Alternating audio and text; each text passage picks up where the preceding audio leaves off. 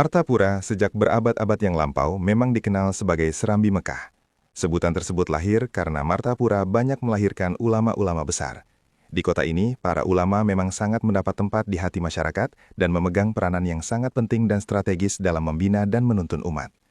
Sebagai gudangnya ulama, tradisi keulamaan ini tetap berlanjut dan lestari hingga kini. Sederet nama ulama besar dari zaman ke zaman yang ditulis dengan tinta emas telah menghias indah lembaran sejarah Martapura.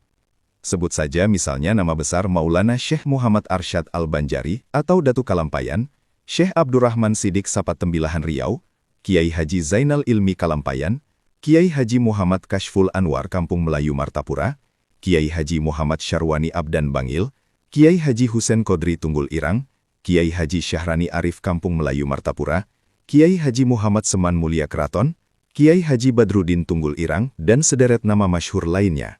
Dipengaruhi oleh banyaknya ulama dan tokoh agama di kota ini, sehingga di sini suasana religius dan islami senantiasa kental dalam kehidupan sehari-hari masyarakatnya. Panorama agamis ini bisa dilihat langsung. Ribuan santri setiap pagi, sore, bahkan hingga malam hari, hilir mudik untuk menimba ilmu dari para ulama. Martapura memang bukan cuma kaya dengan intannya, tapi juga kaya dengan ulama dan pesantrennya. Hingga saat ini di Martapura telah berdiri puluhan pondok pesantren yang tergolong besar dan puluhan majelis taklim yang dihadiri ribuan jamaah. Tak heran jika pada dasawarsa ini, Martapura diakui sebagai sentral atau pusat kegiatan ilmu agama paling terkemuka di seluruh Kalimantan. Di kota inilah Al-Alimul Al-Allamah Al-Arif Billah Maulana Syekh Muhammad Zaini bin Abdul Ghani atau yang lebih dikenal dengan sebutan Abah Guru Sekumpul dilahirkan. Tepatnya di Desa Tunggul Irang Seberang, pinggiran utara Kota Martapura, Kabupaten Banjar, Kalimantan Selatan. Desa Tunggul Irang memang dikenal banyak melahirkan ulama-ulama terkemuka Martapura seperti Kiai Haji Abdurrahman atau Tuan Guru Adu, Kiai Haji Ahmad Zaini, Kiai Haji Husen Kodri, Kiai Haji Badrudin, Kiai Haji Muhammad Rosyad, Kiai Haji Husen Mugeni Negara, dan lain-lain. Nasab dan silsilah guru sekumpul bertemu langsung dengan ulama terkemuka Asia Tenggara, Maulana Syekh Muhammad Arsyad Al-Banjari. Lengkapnya yaitu Syekh Muhammad Zaini bin Abdul Ghani bin Abdul Manaf bin Muhammad Seman bin Muhammad Sa'ad bin Abdullah bin Mufti Haji Muhammad Khalid bin Khalifah Haji Hasanuddin bin Syekh Muhammad Arsyad Al-Banjari. Dari pihak ibu, nasab beliau juga bersambung hingga Syekh Muhammad Arsyad, yaitu Hajah Maslihah binti Sofiyah binti Iyang bin Muhammad Yusuf bin Mufti Haji Muhammad Khalid bin Khalifah Haji Hasanuddin bin Syekh Muhammad Arsyad Al-Banjari.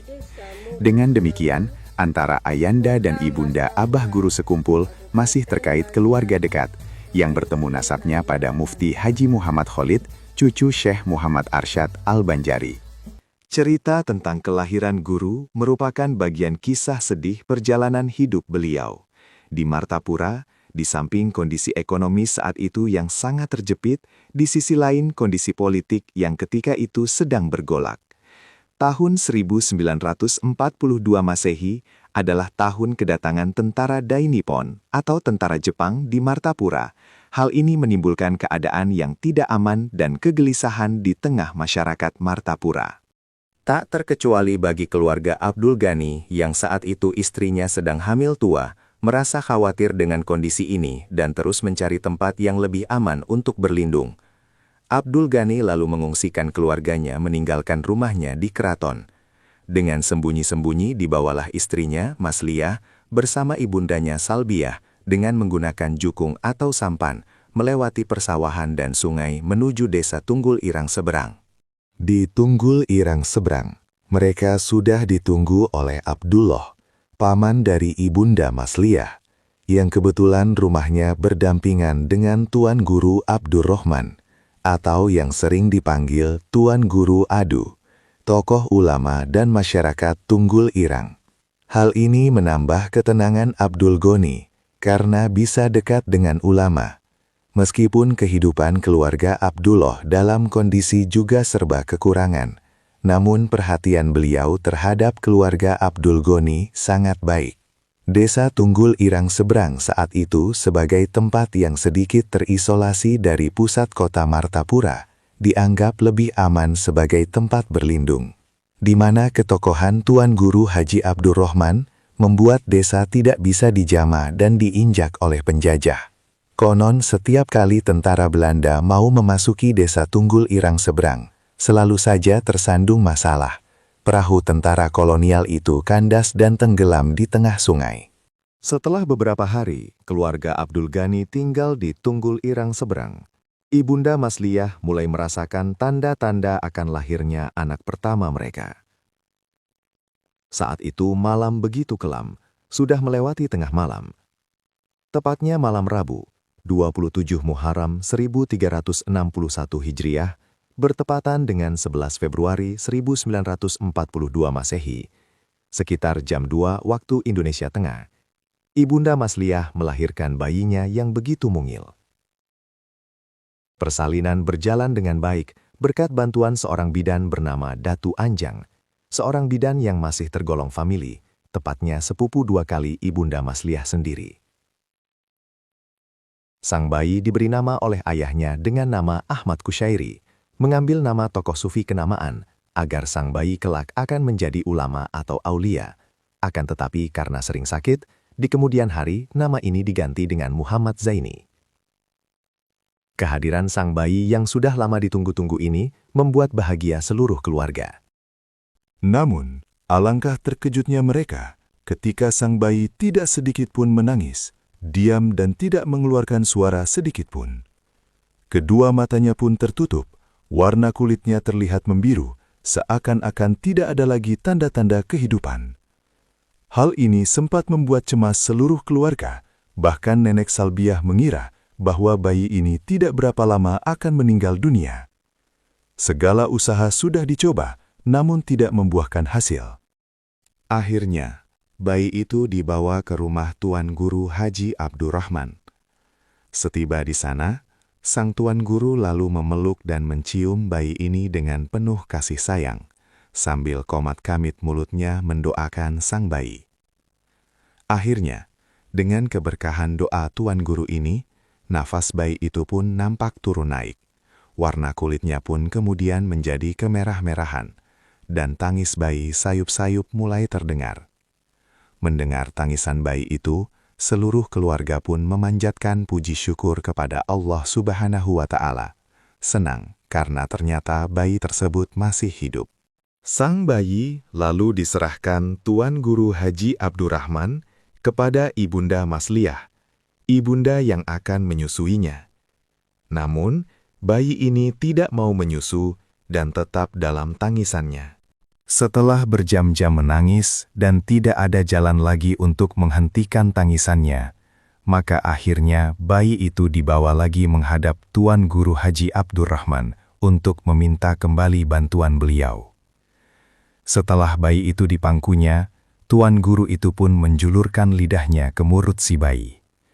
Dengan serta-merta bayi itu pun menghisap lidah beliau dengan lahapnya sampai puas, hingga bayi itu melepas juluran lidah Tuan Guru ini. Dan sejak saat itu, bayi itu pun berhenti menangis, dan apabila menangis lagi, maka menghentikannya cukup dijulurkan lidah Tuan Guru untuk diisapnya. Kurang lebih 2 minggu usia bayi ini, keluarga Abdul Ghani merasa sudah cukup lama menginap di rumah keluarga Abdullah, sehingga Abdul Ghani berniat untuk secepatnya meninggalkan desa Tunggul Irang Seberang ini. Sebelum itu, mereka minta petunjuk dan doa restu dari Tuan Guru Haji Abdurrahman, dengan niat dan tujuan, serta harapan bahwa kehidupan keluarga akan lebih baik. Abdul Ghani pun membulatkan tekadnya untuk berpindah ke kampung keraton, yang berjarak lebih kurang 1 kilometer dari desa Tunggul Irang Seberang. Maka di suatu malam yang mencekam, di mana tentara Jepang saat itu sedang memberlakukan jam malam, dan masyarakat Martapura sudah diberikan ultimatum, siapa saja yang berjalan di malam hari akan ditembak di tempat. Di jalan-jalan penjagaan sangat ketat, barisan tentara Jepang seakan tidak bisa ditembus. Namun, anehnya, saat itu pula, Mobil yang ditumpangi keluarga Abdul Ghani dengan aman melintas di hadapan barisan tentara Jepang ini. Seakan-akan mereka tidak melihat dan tidak memperhatikan sama sekali kalau ada mobil yang lewat. Hingga mereka selamat sampai ke tujuan, yaitu Kampung Keraton. Meskipun baru tinggal di Kampung Keraton, namun keluarga Abdul Ghani tidak merasakan sebagai orang baru di sini. Karena memang kebanyakan penduduk kampung ini adalah kerabat dan famili. Bahkan menurut cerita, Abdul Ghani sendiri dilahirkan di Kampung Keraton ini. Dan kepindahan mereka ke tempat yang baru ini bukan berarti mereka menempati tempat tinggal atau rumah yang baru. Tetapi mereka justru menempati rumah yang cukup tua dan lapuk, dengan kondisi tanpa kamar dan memiliki atap yang bocor dan bolong-bolong. Dengan keadaan yang sangat memprihatinkan itu, jika hujan turun, lantai rumah itu nyaris banjir dengan air yang jatuh dari atap yang bolong itu. Dan mau tidak mau, nyenyaknya tidur pun seringkali terganggu dengan turunnya hujan. Tidak jarang Abdul Ghani harus berdiri dan melebarkan badannya untuk melindungi anak istrinya dari terkena tetesan air hujan. Atau mereka sama-sama berdiri di pojok rumah untuk menghindari air yang jatuh dari atap yang bolong. Sungguh suatu kondisi yang sangat memprihatinkan, dan ini dirasakan keluarga Abdul Ghani selama bertahun-tahun, tanpa sedikit pun ada keluhan, dan sangat pantang diketahui orang lain. Masa penjajahan Jepang pun telah berlalu, dan kini tiba masa kemerdekaan. Usia Zaini muda pun kini beringsut menjadi seorang bocah periang, namun nampaknya tidak terlalu hobi bermain. Meskipun demikian, sesekali ia mencoba bermain juga di sekitar rumahnya yang sederhana itu. Tetapi selalu tidak lama, apalagi hingga larut, ia selalu bergegas pulang. Zaini muda memang lebih banyak tinggal di rumah bersama kedua orang tuanya dan neneknya Salbiah. Lebih-lebih kini ia telah punya adik baru, yaitu Siti Rahmah. Hari-harinya memang lebih banyak ia pergunakan untuk membantu ayahnya yang berprofesi sebagai penggosok intan, sambil meringankan beban orang tuanya. Nampaknya, meskipun berprofesi sebagai penggosok intan, namun karena hanya sebagai tenaga upahan, usaha Abdul Ghani ini seringkali tidak mencukupi untuk keperluan sehari-hari seluruh keluarga. Tidak ada pilihan lain, keluarga ini harus merasakan pahit ketirnya hidup dalam serba kekurangan. Lebih-lebih bagi Zaini muda, yang saat itu masih bocah, tentu sikap ketabahan dan kesabarannya diuji, hidup di tengah-tengah keluarga miskin di awal-awal masa kemerdekaan. Dan sungguh, hal yang tidak lazim terjadi pada keluarga ini. Tidak kurang dari 14 tahun, makan sayur yang dibikin dari gadabung pisang, sejenis bongkahan yang ada di tengah batang pisang. Dan sekitar 8 tahun, makan nasi bungkus, yang dimakan satu bungkus oleh 4 orang. Subhanallah. Satu kondisi yang boleh jadi tidak pernah dirasakan oleh keluarga lain di masa itu. Meski demikian, walau kondisi semiskin ini tidaklah membuat mereka mengeluh, apalagi meminta-minta.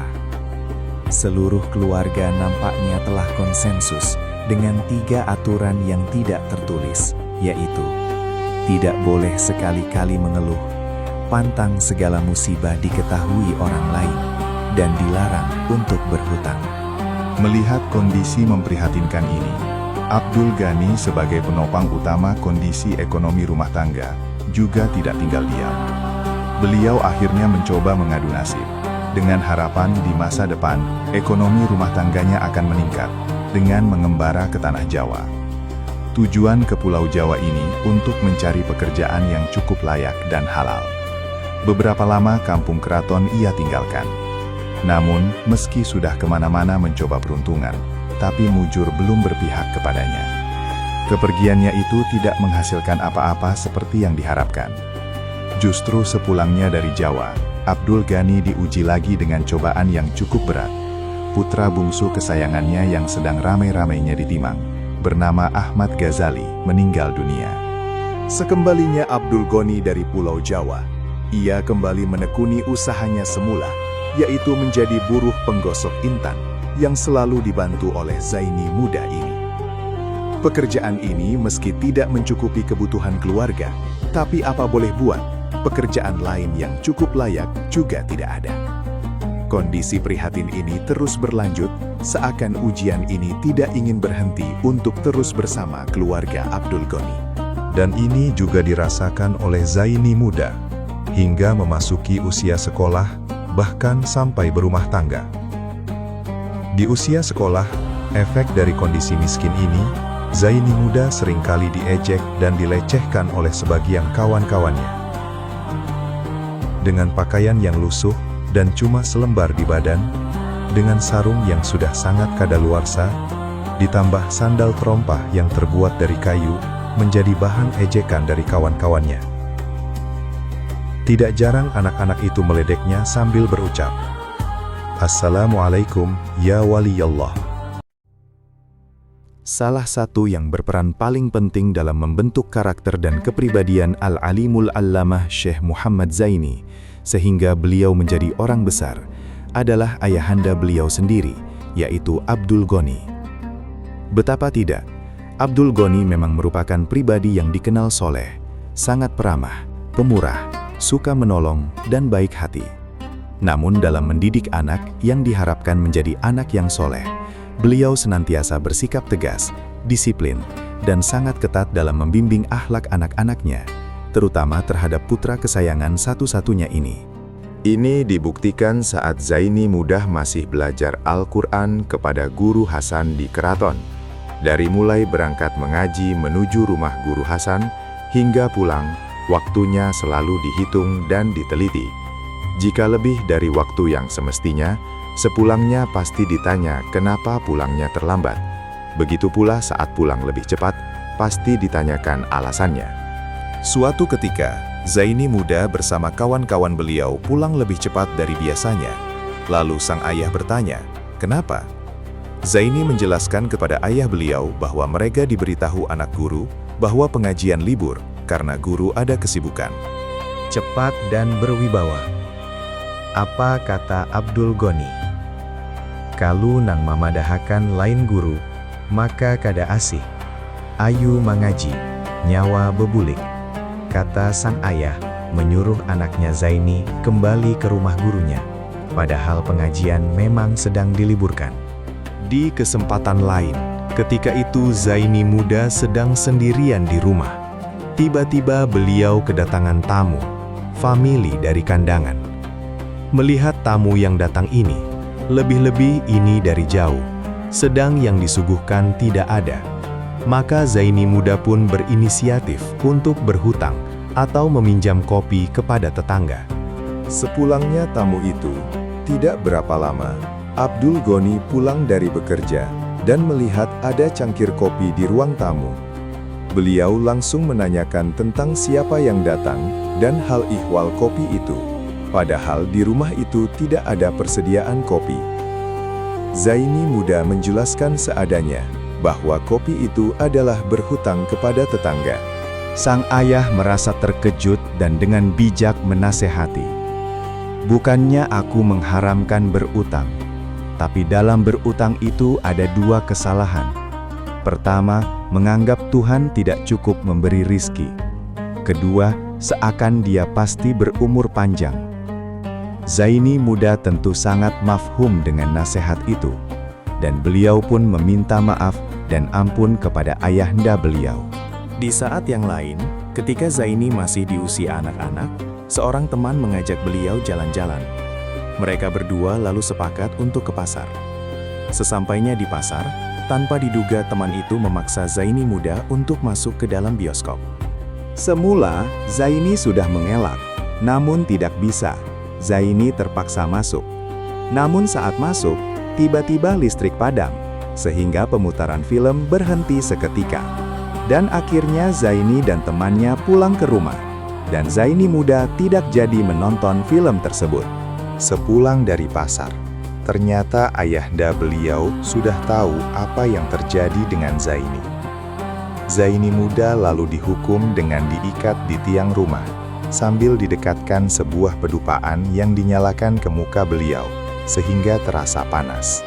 Pada saat yang sama, tiba-tiba di luar rumah terjadi angin ribut. Angin bertiup sangat kencang. Nenek Salbiah melihat cucunya mendapat hukuman seperti itu, merasa kasihan dan meminta Abdul Goni untuk menyudahi hukuman itu. Hukuman itu pun dihentikan, dan seketika itu pula angin ribut itu berhenti. Dari beberapa kejadian itu menunjukkan bahwa didikan disiplin dan akhlak dari orang tua Guru Zaini memang sangat ketat, sehingga sangat membekas dalam jiwa dan kepribadian beliau. Apalagi sejak belia, Guru Zaini hidup dan bergaul selalu di tengah orang-orang yang soleh, yang sangat kuat dan fanatik dalam memegang prinsip-prinsip agama. Sejak kecil, Guru Zaini, seorang pemuda tampan dari suku Banjar, hidup bersama ayah bundanya, juga neneknya Salbiah, ditambah pula dengan paman beliau, Al-Alamah Al-Arif Billah, Syekh Muhammad Seman Mulia, seorang pria muda memakai baju koko dan kupiah hitam.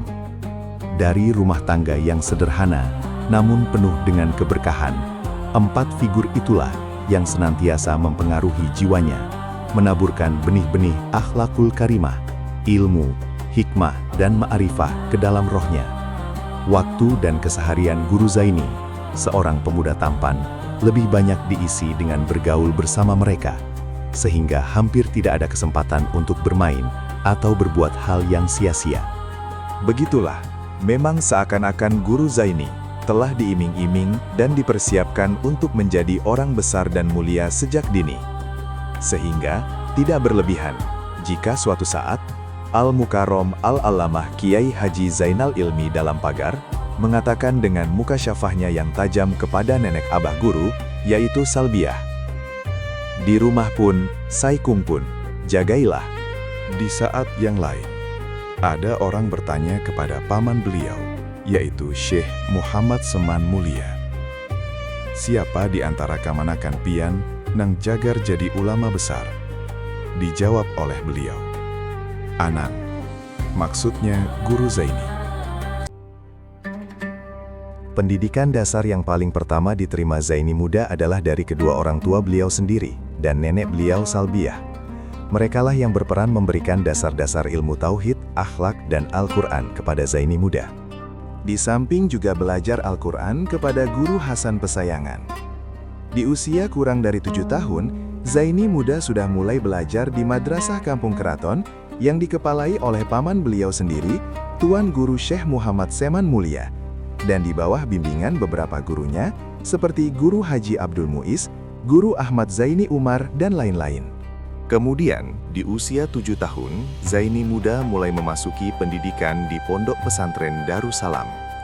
Namun demikian, beliau tidak meninggalkan kesibukan beliau terdahulu, yaitu belajar kepada guru-guru di rumah mereka.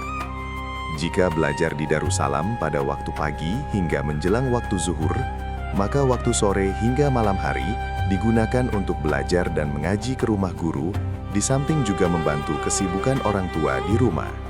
Dalam kondisi sangat miskin seperti telah diutarakan di atas, tidaklah mengurangi himmah dan semangat Zaini muda untuk menuntut dan menambah ilmu. Meskipun karena kemiskinannya itu, beliau sering dikucilkan dan jadi bahan ejekan teman-teman sekelasnya. Di suatu pengajian, Zaini muda pernah bercerita, "Uja ayah lamun dak sekolahnya mana? Kayak ini keadaannya. Tapi selambar di awal kada ada selawar bidal. Duduk pulang di muhara lawang, limbahnya angin bertiup tak jalan. Tapi ujar kawal punang dihiga, bekerja siapa nang kawin non ijeni untung barangnya. Aku susah ngejalan tapi di mata orang bersalawar dalam aku kata kawal. Limbah aku masuk naik ke kelas dulu. Awal itu kan berpikir hidung. Artinya pakaian ini berbau, memang berbau juga. Ya kayaknya kada berbau aku sehari. Kada berbau juga kan bukan kakak jujur. Baju selangkar, baju kaos kada ada baju kaos kan. Anu baju kasiat kan. Oh begini ya Allah, tengok. Maka itu kadang-kadang orang susah kan ditawakan orang dan bujur jual nawakan itu memang seorang aku tahu juga memang gitu orang memang lain pada gitu orang juga ada gampangan Warung nanya kada pernah duduk, apalagi makan minum di warung, duit kada ada. Jadi tadi rumah minum banyu hangat kada bagula, minum tulak ke sekolah. Pukul 10 kulit pulang minum banyu hangat kada bagula, tulak pulang ke sekolah. Walhasil, kondisi yang prihatin ini tidaklah merubah tekad dan keinginan Zaini muda untuk selalu menimba ilmu. Tidak kurang dari 12 tahun, Zaini muda merasakan kondisi ini selama menuntut ilmu di Pondok Pesantren Darussalam. Bahkan dalam situasi seperti itu, justru Zaini muda bisa belajar dengan semangat maksimal, dengan himmah yang tinggi, ketekunan, dan kegigihan yang luar biasa. Sehingga tidak aneh dalam setiap ulangan, beliau mendapat nilai tertinggi. Bahkan di ijazah terakhir, Zaini muda memperoleh nilai Jayyid Mumtaz dengan nilai rata-rata 10, suatu prestasi yang sangat luar biasa. Tentang nilainya ini, Guru Zaini punya cerita bahwa setiap kali ada ulangan, beliau selalu bermimpi tentang soal yang akan keluar besok hari, lengkap dengan jawabannya. Pada keesokan harinya, ternyata soalnya memang seperti itu. Dan semua jawabannya sudah beliau hafal. Maka dengan mudah, Zaini muda menjawabnya. Itulah yang membuat sebagian teman sekelas beliau ketika itu merasa hasut, sehingga memusuhi beliau, bahkan sempat mengeroyoknya. Semua itu karena menyangka ada persekongkolan antara beliau dengan guru di kelas, sehingga dapat dengan mudah menjawab soal ulangan. Selama di Pondok Pesantren Darussalam, bukan hanya ilmu yang banyak yang beliau dapatkan, tapi juga bermacam-macam pengalaman rohani dan perasaan yang penuh dengan nilai hikmah yang luar biasa. Pengalaman itu antara lain, ketika beliau berusia sekitar 10 tahun, telah dikaruniai keistimewaan, yaitu kasyaf hisi, sehingga beliau diberi kemampuan mengkasyaf, yang mengetahui apa saja yang ada di dalam pikiran orang, dan mendengar sesuatu yang jauh dan terdinding. 4 tahun sesudah itu, saat Zaini muda duduk di kelas Sanawiyah Darussalam, ketika itu, seorang guru tafsir sedang membaca ayat Wa kana Allahu sami'an basira. Zaini muda ketika itu dibukakan oleh Allah Subhanahu wa Ta'ala suatu futuh. Zaini muda di masa mudanya adalah sosok pemuda yang senantiasa haus dengan ilmu agama. Dan di dalam belajar, memang diakui oleh teman-teman akrab beliau, ia luar biasa gigih dan rajin. Pagi, sore, dan malam senantiasa diisi dengan menuntut ilmu, di samping juga mengamalkannya dengan berbagai aktivitas ibadah. Jika di sekolah atau di hadapan gurunya, beliau belajar dan memperhatikan dengan sungguh-sungguh. Maka jika di rumah, beliau tidak saja mengulanginya, tetapi bahkan menghafalkannya. Hingga tidak aneh jika puluhan matan dari berbagai fan ilmu mampu beliau hafalkan, baik ilmu-ilmu alat maupun yang lainnya, seperti tafsir umpamanya. Beliau tidak saja hafal Al-Quran pada usia 7 tahun, tapi juga hafal tafsir Jalalain di usia 9 tahun. Dan yang juga luar biasa, konon beliau menghafal Al-Quran hanya perlu waktu sekitar 4 bulan. Hal itu menunjukkan prestasi dan kecerdasan luar biasa yang ditunjang oleh usaha dan kegigihan luar biasa. Di samping tentu berkat didikan dan bimbingan orang tua dan guru-guru beliau. Di antara guru-guru beliau selama belajar di Pondok Pesantren Darussalam, antara lain Kiai Haji Sulaiman, Kiai Haji Abdul Hamid Hussein, Kiai Haji Mahali Abdul Qadir, Kiai Haji Muhammad Zain, Kiai Haji Rofi'i Ahmad, Kiai Haji Husain Dahlan, Kiai Haji Syahran, Kiai Haji Seman Mulia, Kiai Haji Salman Jalil, Kiai Haji Salim Ma'ruf, Kiai Haji Husain Qodri, Kiai Haji Sya'arni Arif, Kiai Haji Salman Yusuf, dan lainnya. Di samping belajar secara formal di Darussalam, Zaini muda juga sangat giat belajar di rumah-rumah guru beliau, baik yang ada di Martapura maupun yang ada di tempat lain, seperti Kiai Haji Syarani Arif, atau sering dikenal dengan nama Tuan Guru Haji Anang Syarani, seorang ulama besar dan hafif yang diakui kepakaran beliau di bidang tafsir dan hadis. Kepada ulama yang bermukim di kampung Melayu Martapura ini, Zaini muda selain belajar berbagai ilmu alat, juga belajar ilmu Al-Quran dan tajwid. Namun yang paling menonjol beliau belajar ilmu hadis dan usul hadis, terutama Kutubus Sittah, 6 kitab hadis utama. Tidak kurang dari 4 tahun, Zaini Muda bolak-balik mengaji ke rumah beliau di Kampung Melayu. Kiai Haji Nasrun Thohir. Beliau dikenal sebagai hafiz dan ahli di bidang qiraat dan lagu-lagu Al-Quran. Kepada ulama, pendiri Sekolah Menengah Islam Hidayatullah, SMIH Martapura ini, Zaini Muda banyak menimba ilmu Al-Quran, terutama qiraat 7 dan lagu-lagu Al-Quranul Karim. Kiai Haji Muhammad Aini, ulama yang tinggal di Kampung Pandai Kandangan ini, juga dikenal hafiz dan qori, sangat ahli dan fasih dalam melafazkan Al-Quran. Zain Muda sempat berguru kepada ulama ini, terutama tentang Fatihah. Bahkan, sewaktu guru Aini mendengar bacaan surah Al-Fatihah yang dilantunkan guru Zaini Muda, seketika guru Aini menangis.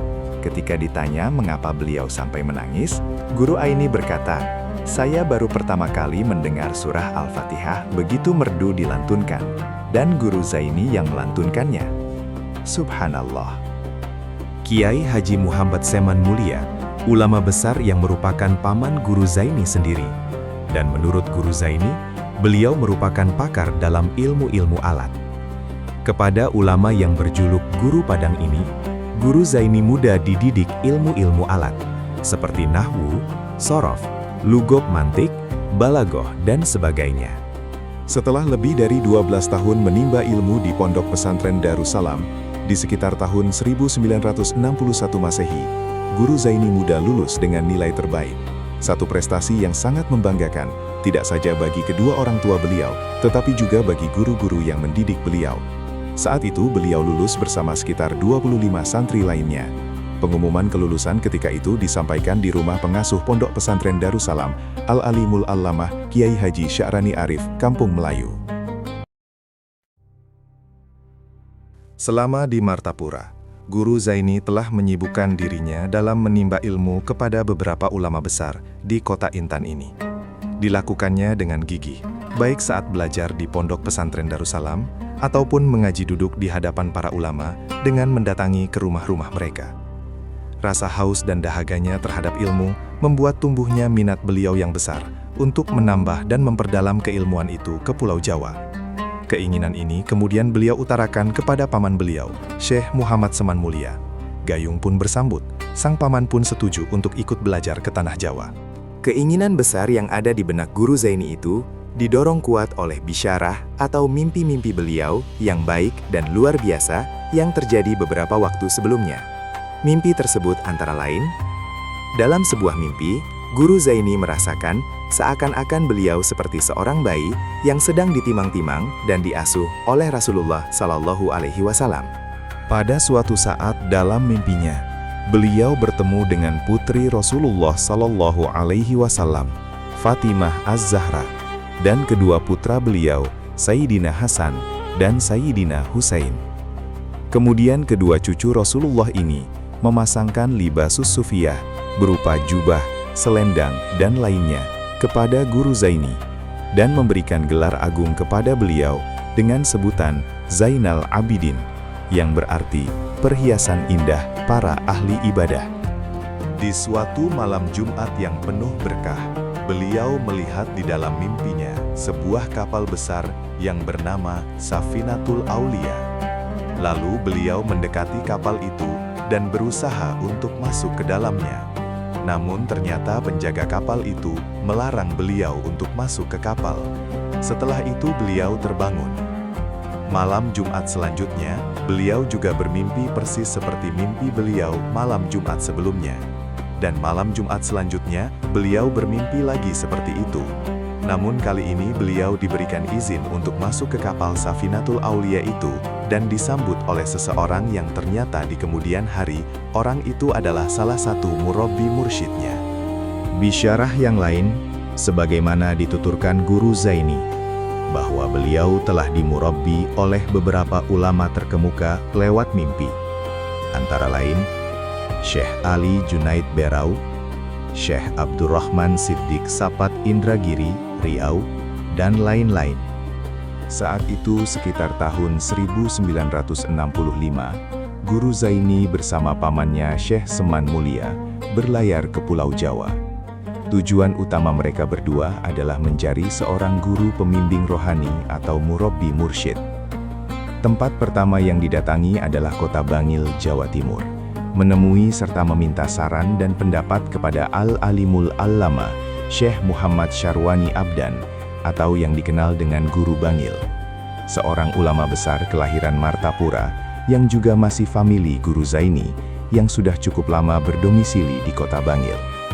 Setelah bertemu dan menyampaikan maksud kedatangan tersebut, Guru Bangil berkata, "Sepengetahuan aku di Jawa ini, hanya ada dua yang ahli dalam urusan ini.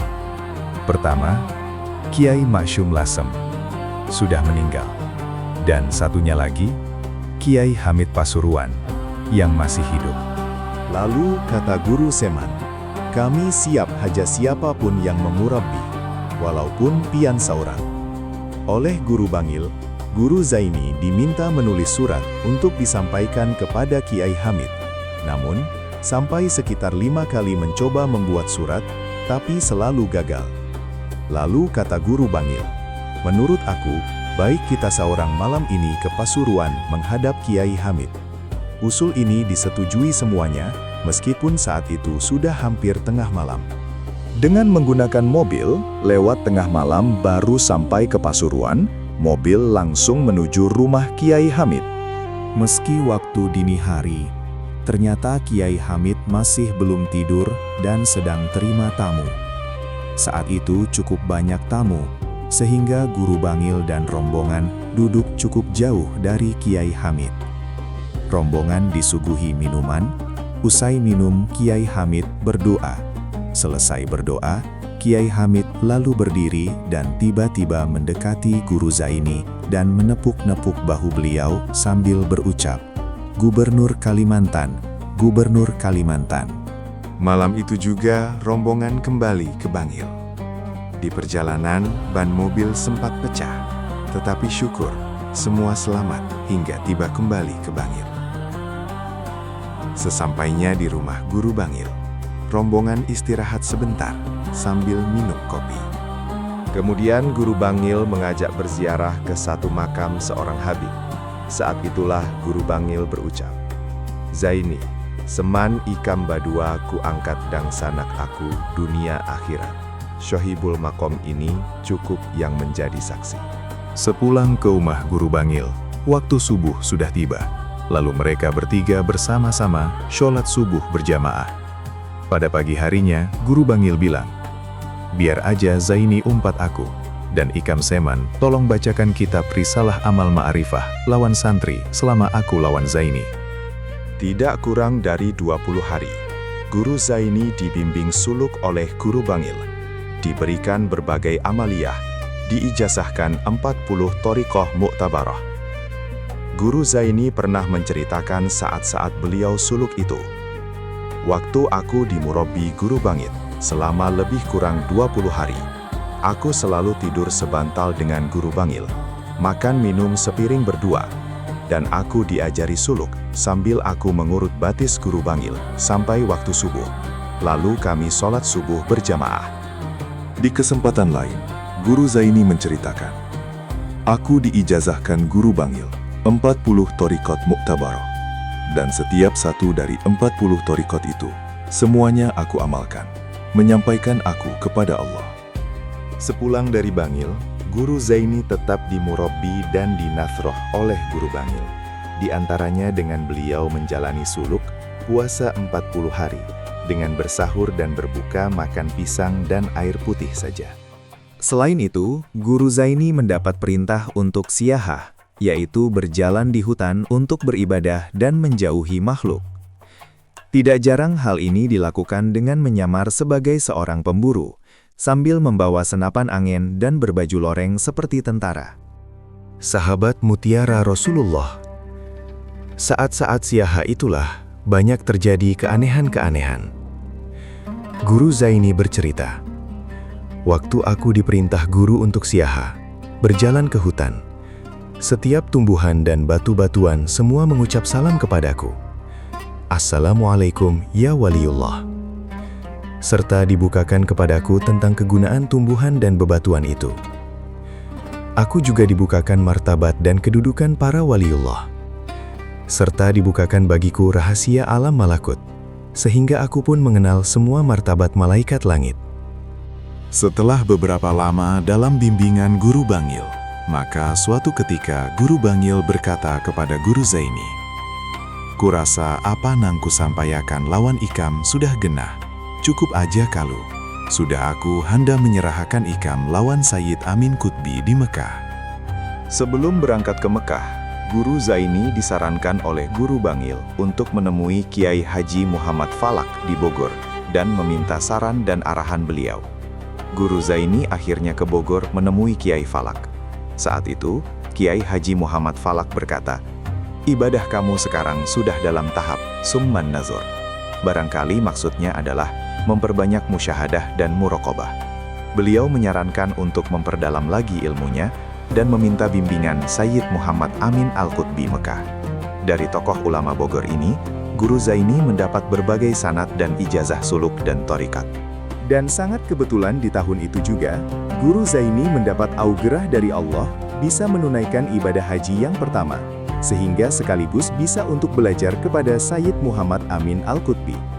Agar lebih memudahkan komunikasi dengan guru besar di Mekah itu, maka sebelum berangkat, Guru Bangil mengajak Guru Zaini berfoto bersama, dan foto itu dikirim ke Mekah. Dari Pelabuhan Tanjung Perak, Surabaya, Guru Bangil melepas kepergian Guru Zaini menuju Pelabuhan Jeddah dengan melayari lautan yang luas ini. Di Mekah, Guru Zaini langsung bisa bertemu dengan Sayyid Muhammad Amin Al-Qutbi dan ditarbiyah oleh beliau, baik sebelum maupun sesudah berhaji. Menurut Guru Zaini, cara Sayyid Amin mendidik beliau terkadang terasa unik. Tidak jarang Sayyid Amin mentarbiyah Guru Zaini di dalam mobil. Dan suatu hari, Sayyid Amin kembali mengajak Guru Zaini ke pasar dan menyerahkan uang agar dibagi-bagikan kepada orang-orang susah. Sesudah dirasa cukup, Sayyid Amin bilang, "Dari saya itu saja, dan yang akan membimbingmu setelah ini adalah datuk kamu sendiri, Syekh Muhammad Arsyad Al-Banjari." Sebagai kenang-kenangan menjelang kepulangan ke Indonesia, Sayyid Muhammad Amin banyak memberi Guru Zaini kitab-kitab, terutama kitab-kitab tasawuf. Dan di akhir pertemuan murid dan guru itu, Sayyid Muhammad Amin Al-Qutbi sempat berbisik, "Zaini, kamu nanti lebih hebat dari aku." Sahabat mutiara Rasulullah. Sesudah sempat operasi di rumah sakit karena usus buntu, menurut penuturannya, Guru Zaini mulai dimurabbi, dibimbing secara rohani oleh Syekh Muhammad Arsyad Al-Banjari. Hanya saja, saat itu cuma lewat mimpi, bukan secara langsung atau yaqozoh. Hal itu menjadi tanda tanya bagi Guru Zaini, dan untuk mencari solusi. Hal ini kemudian dimusyawarahkan dengan Guru Bangil. Menurut Guru Bangil, semua itu tidak lain bisa diatasi dengan cara berpuasa. Setelah berpuasa, ternyata benar bahwa rohani Syekh Arsyad Al-Banjari datang memurabbi Guru Zaini di alam nyata atau yaqozotan. Setelah beberapa waktu mendapat bimbingan rohani dari Syekh Muhammad Arsyad Al-Banjari, untuk selanjutnya Guru Zaini dibimbing secara rohani oleh Rasulullah Sallallahu Alaihi Wasallam. Tentang hal ini, Guru Zaini menceritakan, "Saat aku dididik, diajari sepenuhnya oleh Rasulullah Sallallahu Alaihi Wasallam, di mana aku berada, disitulah ada Rasulullah Sallallahu Alaihi Wasallam." Sebagai murid yang cerdas, yang lulus dengan nilai tertinggi di kelasnya, didukung akhlak dan sikap yang mulia, akhirnya Guru Zaini diminta untuk mengajar di Pondok Pesantren Darussalam. Tidak kurang dari 3 tokoh ulama yang meminta Guru Zaini untuk mengajar, yaitu Kiai Haji Abdul Qadir Hasan, Kiai Haji Syarani Arif, dan Kiai Haji Salim Ma'aruf. Permintaan 3 ulama besar Martapura ini diperkuat dengan surat keputusan pengasuh Pondok Pesantren Darussalam yang ditandapangani oleh Kiai Haji Syarani Arif. bersama 3 alumnus lainnya, yaitu Mar Hasan, Syamsuri, dan Ismail Junaid, Guru Zaini mulai mengajar. Dan sebagai guru baru, tempat alumnus ini mengajar, yaitu di kelas Ibtidaiyah. Yang menarik, saat Guru Zaini mengajar, beliau tidak membolehkan santri untuk menyediakan minuman di meja guru, seperti yang lazim terhadap guru lain. Meskipun demikian, beliau tidak melarang hal itu untuk guru yang lain. Dan setiap gaji yang diterima setiap bulan selalu disedekahkan untuk para santri yang miskin, sehingga tidak ada 1 rupiah pun tersisa untuk beliau pribadi. Profesi menjadi guru di pondok pesantren Darussalam ini rupanya tidak berlangsung lama. Karena 5 tahun kemudian, Guru Zaini menyampaikan permohonan kepada pengasuh untuk berhenti mengajar. Karena berbagai alasan yang disampaikan Guru Zaini, pengasuh pun mengabulkan permintaan tersebut. Meskipun sesungguhnya, pengasuh masih sangat membutuhkan tenaga beliau. Seperti yang sudah diceritakan sebelumnya, sesudah itu Guru Zaini didampingi paman beliau berangkat ke Bangil, Jawa Timur untuk memperdalam ilmu beliau kepada Al-Arif Billah Syekh Syarwani Abdan Bangil atau dikenal dengan Guru Bangil. Kecerdasan Guru Zaini dalam pelajaran dan kemampuan beliau dalam menjelaskannya membuat rekan-rekan sekelas beliau seringkali meminta pendapat dan bertanya tentang pelajaran itu kepada beliau. Begitu pula santri yang lain, sehingga sebagian mereka bahkan meminta Guru Zaini mau membuka pengajian di rumah. Hal itu karena mempertimbangkan bahwa pengajian di rumah cenderung lebih leluasa dengan waktu yang lebih banyak daripada di bangku sekolah. Atas permintaan itu, dengan izin para guru beliau, maka Guru Zaini mulai membuka pengajian di rumah beliau di keraton. Hal itu terjadi setematnya beliau di pondok pesantren Darussalam sekitar tahun 1960-an. Karena bertujuan untuk menunjang pelajaran di sekolah, maka semula pengajian tersebut diisi dengan muzakarah kitab-kitab ilmu alat, terutama Nahwu dan Shorof, seperti kitab Al-Jurumiyah, Mukhtasar Jiddan, Mutamimah, hingga Qatrun Nada dan Ibnu Aqil. Dan pada awalnya, pengajian ini diikuti tak sampai 10 jamaah. Namun pada perkembangan selanjutnya, pengajian ini semakin berkembang dengan semakin bertambahnya jamaah yang hadir.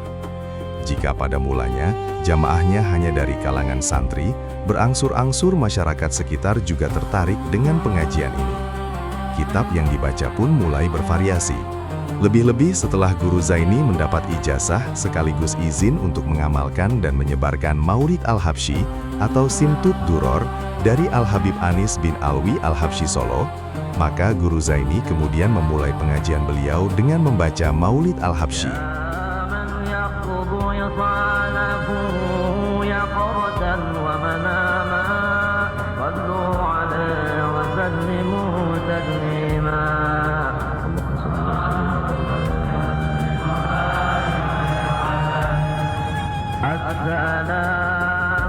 Meski saat itu maulid ini belum banyak dikenal di masyarakat, namun karena didukung oleh suara yang merdu dan kemampuan Guru Zaini mengalunkan qasaid dan masyaid dengan sangat indahnya, membuat pengajian ini lebih semarak.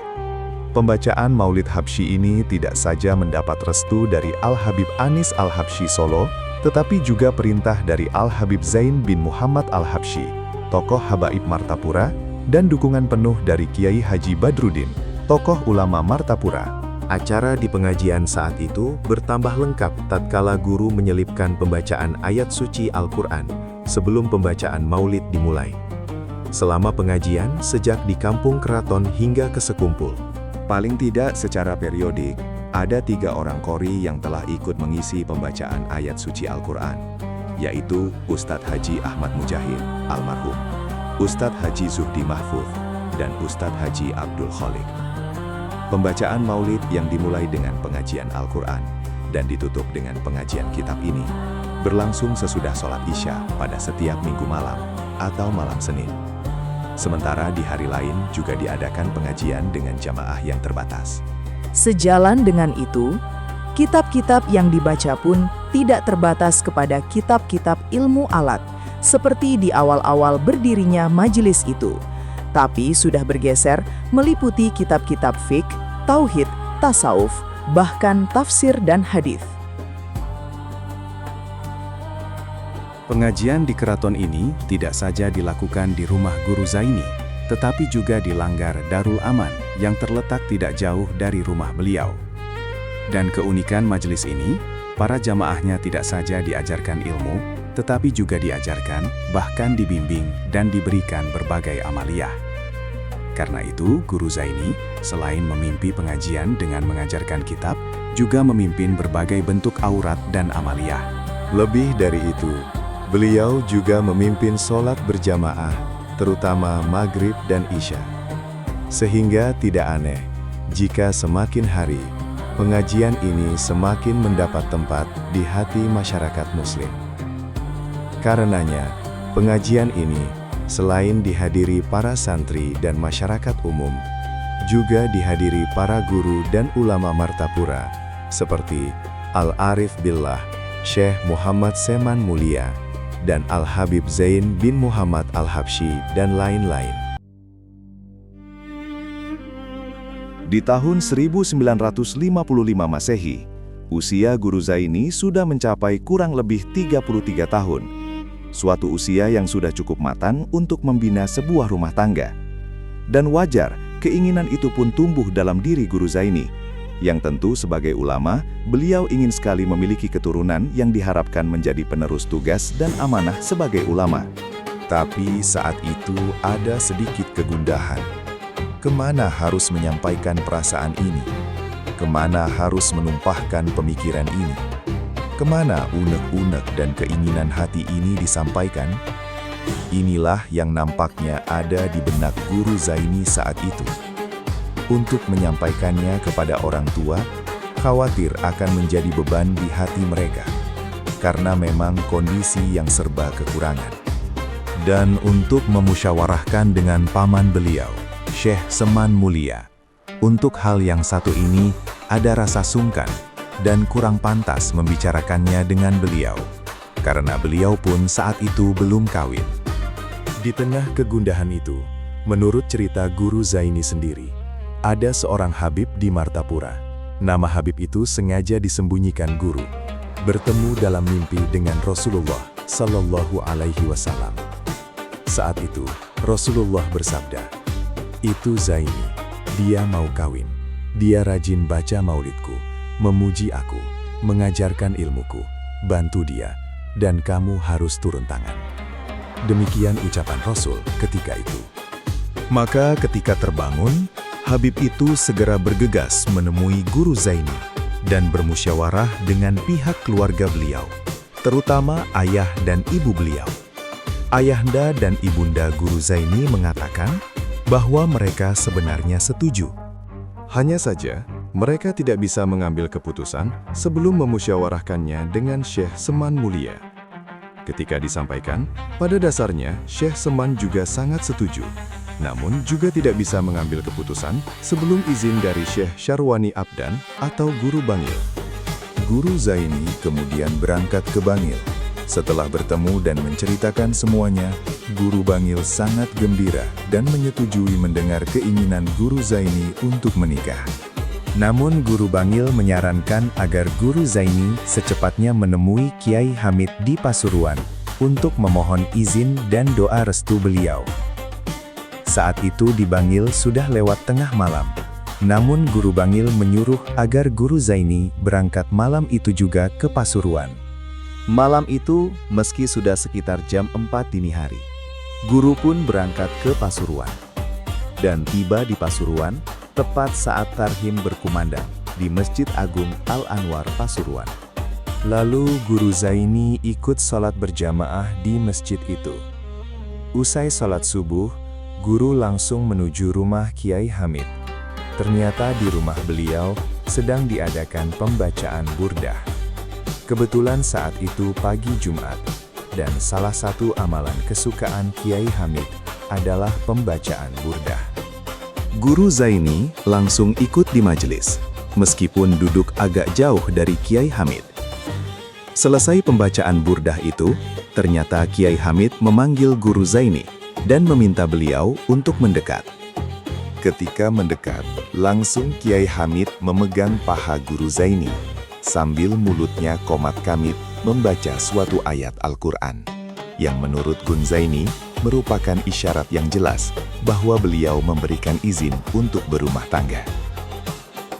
Sesudah itu, Kiai Hamid kemudian berdiri dan permisi untuk masuk ke kamar beliau. Guru Zaini pun pulang kembali ke Bangil, menemui Guru Bangil untuk menyampaikan hasil pertemuan beliau dengan Kiai Hamid pagi itu. Sepulangnya ke Martapura, menurut Guru Zaini, urusan diserahkan ke dapur. Maksudnya urusan untuk memilihkan pasangan diserahkan kepada Ibunda Masliyah dan adik beliau Rahma. Menurut pandangan Guru Zaini, Bibi Nian lebih bisa memilihkan pasangan yang tepat untuk beliau. Maka dipilihlah sebagai pasangan hidup Guru Zaini, seorang wanita bernama Juwairiyah binti Hasulaiman, yang tinggal di kampung Pasayangan, Martapura. Pada hari yang ditentukan, dilangsungkanlah pernikahan sekaligus walimah perkawinan yang cukup sederhana. Pagi itu, Guru Zaini turun dari rumah ayah angkat beliau, Al-Habib Zain bin Muhammad Al-Habsyi.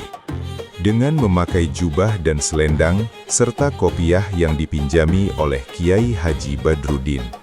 Guru diiringi oleh banyak orang dan digandeng oleh Kiai Haji Badruddin dan Kiai Haji Seman Mulia menuju rumah mempelai perempuan di Pasayangan Martapura. Pernikahan penuh barokah ini dihadiri oleh para habaib dan banyak ulama Martapura. Pada dekade 1980-an, pengajian Guru Zaini di keraton semakin dikenal luas, sehingga pengajian mulai dipadati oleh jemaah dari luar kota Martapura, seperti Banjarmasin, Rantau, Hulu Sungai, bahkan di Pelaihari, Kota Baru, dan daerah-daerah lainnya. Rumah-rumah penduduk di sekitar tempat tinggal Guru Zaini dan Langgar Darul Aman dari hari ke hari terus dipenuhi oleh jemaah. Jalan dan gang menuju lokasi pengajian nampaknya sudah tidak mampu lagi menampung jemaah yang datang. Sementara itu, untuk tempat parkir, sudah berjubel hingga ke Jalan Ahmad Yani dari area muka pendopo kabupaten, hingga mendekati gedung pondok pesantren Darussalam, dipenuhi kendaraan roda 4 dan roda 2. Karena memang, pengajian di keraton ini belum memiliki tempat parkir yang khusus, ini tentu membuat petugas melakukan penjagaan ekstra ketat untuk menghindari hal-hal yang tidak diinginkan, seperti kecelakaan lalu lintas dan lain-lain. Melihat kondisi ini, jauh-jauh hari Guru Zaini sudah mulai memikirkan untuk berpindah, hijrah ke tempat yang lebih luas, leluasa, dan strategis. Pilihan jatuh kepada wilayah Sungai Kacang, dengan pertimbangan, selain tempatnya mudah dicapai dengan kendaraan apapun, juga suasananya jauh dari hiruk-pikuk aktivitas kota, yang biasanya penuh polusi dan kebisingan. Di samping juga harganya yang relatif murah, karena di era tahun 1980-an, wilayah Sungai Kacang masih berupa tanah kosong yang banyak ditumbuhi hutan karamunting dan ilalang. Meski ada 1-2 buah rumah di sana, namun masih relatif sunyi. Bahkan konon tempat ini dulunya adalah sarangnya pencuri dan perampok. Bahkan, di lain cerita, sebelum kepindahan Guru Zaini ke Sungai Kacang, salah satu warga melihat cahaya turun dari langit menuju ke suatu tempat, yang mana tempat itu tiada lain adalah sekarang berdirinya Musola Ar-Raudhah. Sahabat Mutiara Rasulullah, rencana kepindahan Guru Zaini ke Sungai Kacang ini sejak lama sudah diberitahukan kepada Al-Arif Billah, Syekh Muhammad Syarwani Abdan Bangil. Guru Bangil menyetujui dan merestui niat Guru Zaini untuk pindah ke tempat beliau yang baru ini. Bahkan lebih dari itu, Guru Bangil sangat berperan dalam memberikan saran dan masukan pada saat kepindahan itu. Namun demikian, rencana ini belum sempat dibicarakan dengan Syekh Seman Mulia, atau Guru Seman, paman Guru Zaini sendiri. Memang ada kesan rencana kepindahan Guru Zaini ini dilakukan diam-diam. Dalam pengertian hanya diketahui oleh pihak keluarga dekat dan orang-orang tertentu saja. Boleh jadi hal ini karena Guru Zaini tidak ingin merepotkan orang banyak, lebih-lebih jamaahnya sendiri. Namun demikian, kabar tentang kepindahan Guru Zaini ini akhirnya sampai juga ke telinga Guru Seman. Sehingga ketika bertemu Guru Zaini, sambil bercanda beliau bilang, "Kenapa nyawa hendak bajauh pada unda?" Mendengar celoteh pamannya ini, Guru Zaini cuma senyum-senyum tanpa menjawab pertanyaan itu. Secara kebetulan, tidak lama setelah itu, Guru Zaini didampingi Guru Seman ziarah ke Bangil, sekaligus menemui Guru Bangil. Ketika itulah, Guru Bangil bilang, "Zain, Seman ai hendak bapindah ke Sungai Kacang." Guru Seman pun akhirnya mahfum. Dan Guru Zaini tidak sekedar memberitahu Guru Seman lewat pembicaraan Guru Bangil, namun sepulangnya ke Banjarmasin, setelah tiba di Bandara Syamsudinor, Guru Zaini langsung mengajak Guru Seman untuk melihat-lihat lokasi yang akan dipindahi. Sesampainya di lokasi, Guru Seman tidak lupa menanyakan tentang posisi lokasi, seperti letak kuburan, musola, rumah, dan lain-lain. Guru Zaini pun menjawab secara rinci dan lengkap. Beliau bahkan menambahkan bahwa segala sesuatu yang ada ini atas perintah dan diatur oleh Guru Bangil. Dan tidak banyak orang yang tahu bahwa dalam proses pembangunan komplek Ar-Raudah Sekumpul ini, Guru Zaini tidak sedikit menerima masukan dana, pemikiran, dan saran yang sangat berarti dari Guru Seman ini. Bahkan konon, Guru Seman juga tidak sedikit memberikan sumbangan dana untuk pembangunan musola Ar-Raudah. Dan ketika akan berlangsung pembangunan musola tersebut, Guru Seman juga memberikan sumbangan pemikiran. Pemikiran itu antara lain, semula Guru Zaini ingin membangun musola dalam ukuran yang tidak terlalu besar. Namun Guru Seman menyarankan agar dibangun yang besar, agar di masa mendatang dapat menampung jemaah yang banyak. Saran itu tentu diterima dan dipatuhi Guru Zaini dengan sukacita. Dan setelah kunjungan ini, tak berapa lama kemudian, dimulailah pembangunan komplek Ar-Raudah Sekumpul di tahun-tahun menjelang 1990-an. Guru Zaini berangsur-angsur mulai memindahi tempat baru, komplek Ar-Raudah Sekumpul, Martapura. Terngianglah kembali beliau terhadap apa yang pernah dikatakan oleh Al-Habib Zain bin Muhammad Al-Habsyi bertahun-tahun sebelumnya. "Zaini, ikam kaena suatu saat cagar pindah ke kampung Jawa." Perkataan yang timbul dari kasyafnya Al-Habib Zain Al-Habsyi.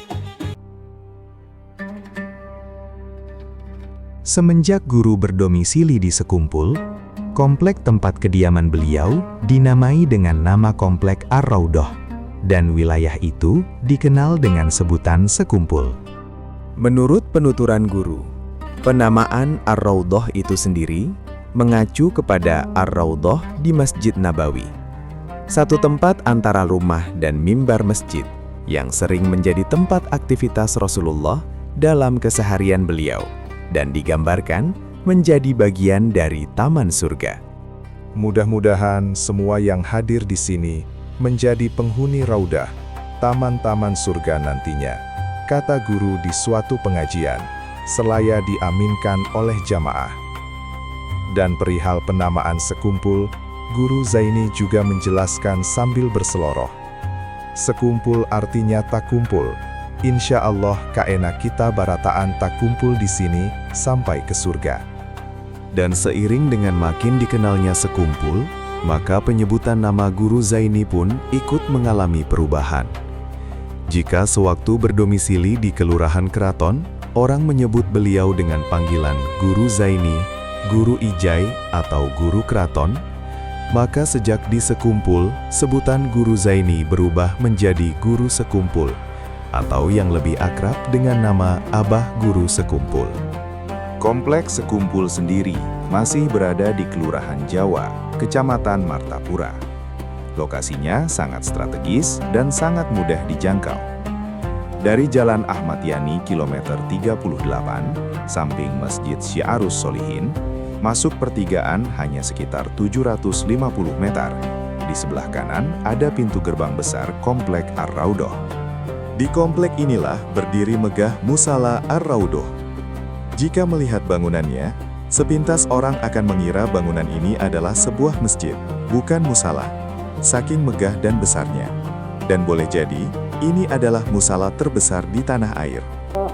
Begitu luasnya, musala ini hingga bisa menampung ribuan orang untuk sholat berjamaah. Di samping musola, terdapat rumah guru berjejer 3 buah, dan paling kanan adalah rumah megah berlantai 2 bergaya Spanyol, yang sempat sekitar setahun ditinggali guru, dan kini menjadi kediaman kedua putra guru sekumpul. Sementara di tengah dan paling kiri adalah kediaman Haji Ahmad sekeluarga, yang merupakan keponakan guru dan Hajah Rahmah, adik perempuan guru sekumpul. Di dalam komplek Ar-Raudhah, semuanya terdapat 17 buah rumah, termasuk rumah guru. Di sekeliling komplek terkenal ini, hampir tidak terdapat lagi tanah kosong. Ratusan rumah memadati wilayah ini. Sehingga saat ini Sekumpul terkesan sebagai buah kota di perkampungan. Dan itu pun diikuti oleh melonjaknya harga tanah dengan sangat cepat. Jika di tahun 1980-an, lahan kosong di sana hampir tidak berharga, kini bisa mencapai puluhan juta rupiah per meter. Sesuatu yang memang terkesan sangat fantastis. Semuanya tidak terlepas dari karisma dan popularitas guru Sekumpul, Al-Alamah Al-Arif Billah, Kiai Haji Muhammad Zaini bin Abdul Ghani. Dan dari musola Ar-Raudhah inilah, kegiatan majelis pengajian diadakan. Setiap kali pengajian, sudah bisa dipastikan, ribuan, bahkan puluhan ribu jamaah akan tumplek jadi satu, meski dengan beraneka ragam jabatan dan profesi. Karena banyaknya jamaah, rumah-rumah penduduk di sekitar kompleks Sekumpul dibuka untuk menampung jamaah yang tidak kebagian tempat dan untuk bisa mendengarkan pengajian melalui televisi Sekumpul. Menurut beberapa kalangan, pengajian Sekumpul merupakan pengajian dengan jumlah jamaah terbanyak di Indonesia. Lebih-lebih di momen tertentu, seperti Haul Syekh Muhammad Saman Al-Madani dan Malam Nisfu Sya'ban, di mana jamaah yang datang bisa mencapai ratusan ribu orang.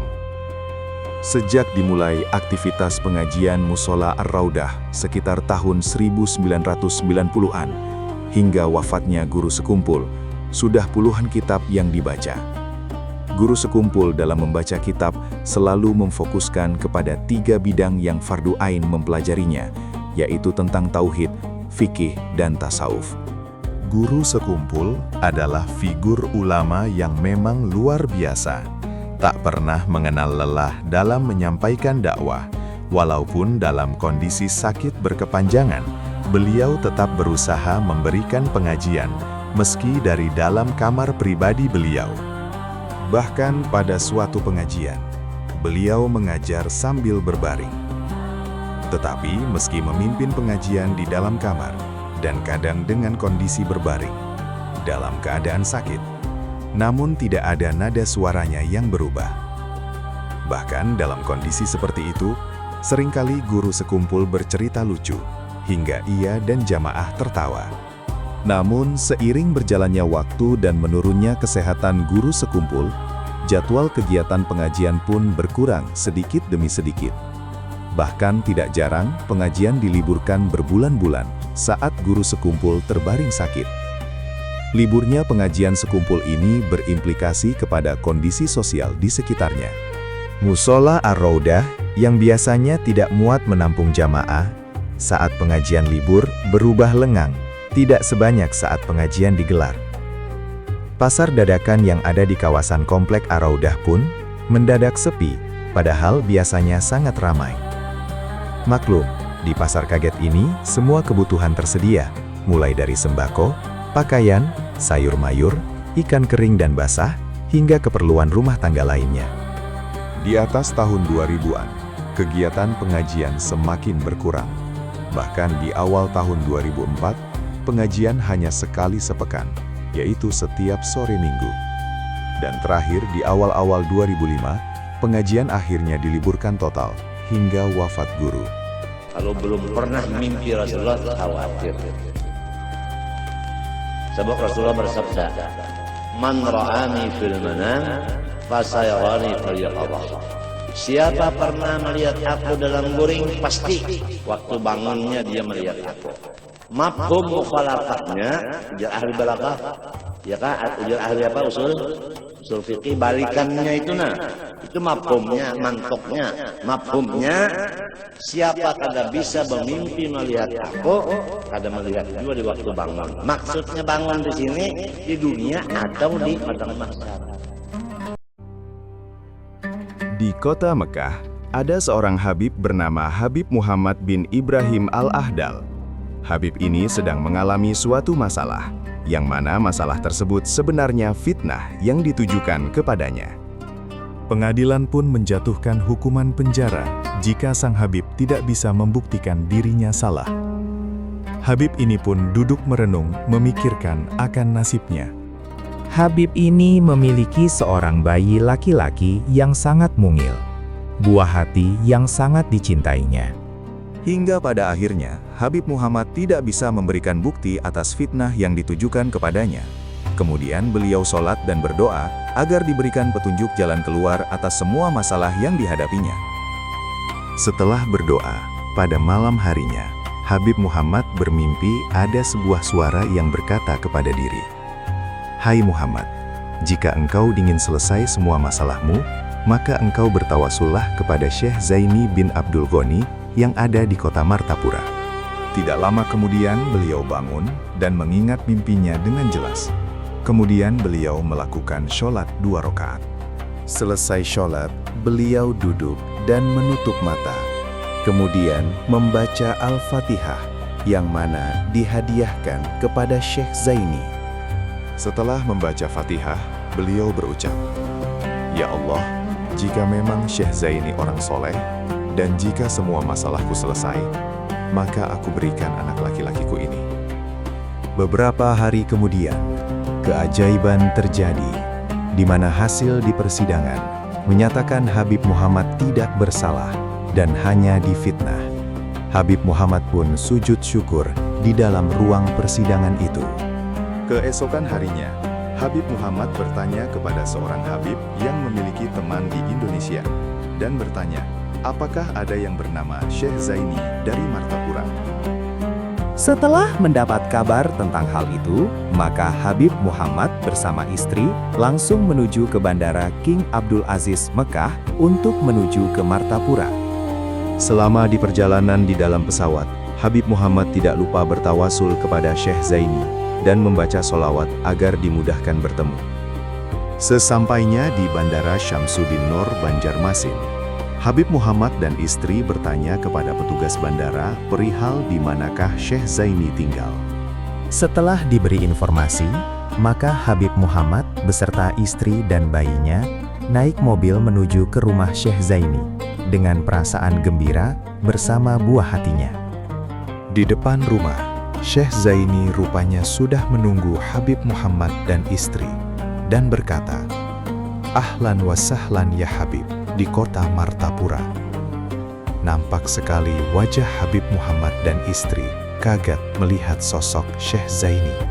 Berikut foto Abah Guru Sekumpul bersama Habib Muhammad Al-Ahdal dan anak Habib Muhammad yaitu Sayyid Ahmad Al-Ahdal.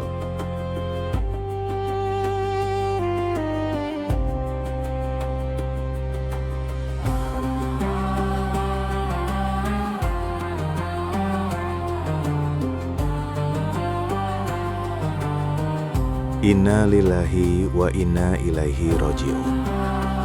Sayyid Ahmad Al-Ahdal, anak angkat ulama karismatik Abah Guru Sekumpul, wafat pada Sabtu malam, 14 Maret 2026, sekitar pukul 22 WITA, atau bertepatan dengan 25 Ramadan 1447 Hijriah. Beliau wafat di usia 39 tahun dan dimakamkan di Al-Kah Muhibin 1 Sekumpul, Martapura, setelah disolatkan di Musola Ar-Raudhah. Semoga Allah mengampuni segala dosanya dan ditempatkan di tempat terbaik di sisinya dan dikumpulkan bersama Rasulullah dan Abah Guru Sekumpul.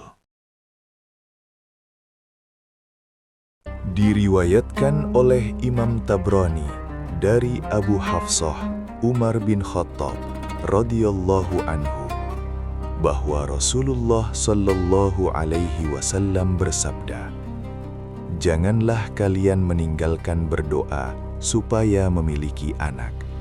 Sebab apabila seseorang meninggal dan tidak memiliki satupun anak, maka terputuslah namanya.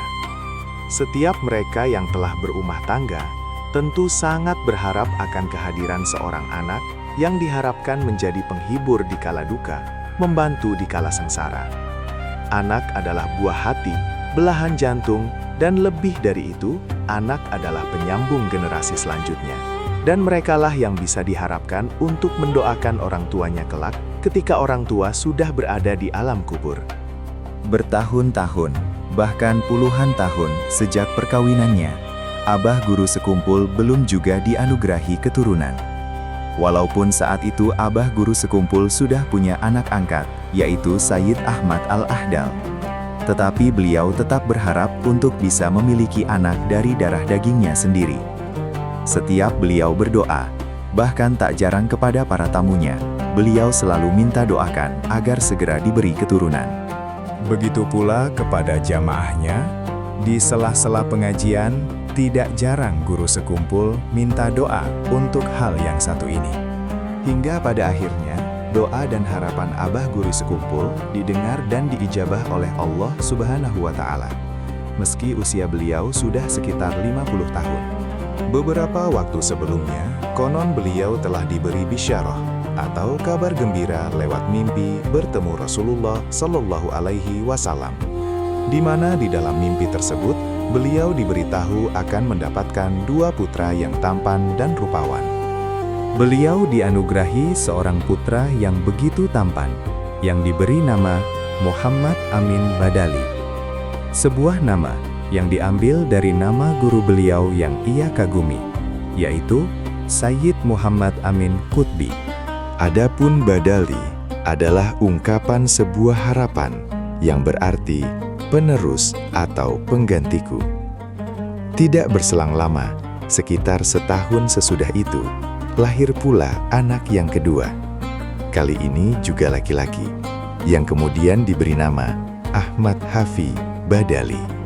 Keduanya lahir dari perkawinan Guru Zaini dengan Ibu Hajah Nur Laila binti Kiai Haji Abdul Muin, Kandangan. Kegembiraan Guru Zaini mendapatkan karunia ini tentu luar biasa, dan itu sering diungkapkan beliau di saat pengajian. 2 badali ini yang diasuh dengan didikan yang cukup ketat dan diatur dengan aturan yang sangat agamis, selain mendatangkan guru privat bidang agama, keduanya juga disekolahkan di Madrasah Darul Ma'rifah yang dibangun oleh mendiang ayanda mereka semasa hidup. Letak madrasah yang tidak terlalu jauh dari komplek Araudo ini memudahkan keduanya untuk bisa bolak-balik dari rumah ke madrasah atau sebaliknya. Meski kakak beradik yang tentu berbeda usia, namun sejak awal 2 badali ini dimasukkan di kelas yang sama dan dididik privat dengan guru, fak, dan kitab yang sama. Di madrasah yang dibangun Guru Zaini pada tahun 2000 ini, 2 badali dikenal ramah, sopan, dan murah senyum. Selain tentu keduanya memiliki wajah yang tampan dan rupawan. Selain itu keduanya juga memiliki kecerdasan di atas rata-rata, dibuktikan bahwa semua pelajaran yang diberikan guru mereka bisa dikuasai dengan baik. Bahkan konon, ketika ayahanda mereka wafat, 2 badali ini telah hafal Al-Quran. Namun demikian, Sejak ayahanda mereka sakit, mereka tidak bisa bersekolah karena keduanya ingin selalu mendampingi sang ayah dalam kondisi sakitnya. Agar tidak ketinggalan dalam pelajaran, maka guru madrasah diminta datang untuk mengajar mereka di rumah. Kini 2 badali ini sudah menginjak usia remaja. Akankah keduanya di usia dewasa nanti bisa menggantikan sang ayah untuk memimpin dan membimbing umat ini? Semua masih merupakan tanda tanya. Semua dalam genggaman rahasia ilahi.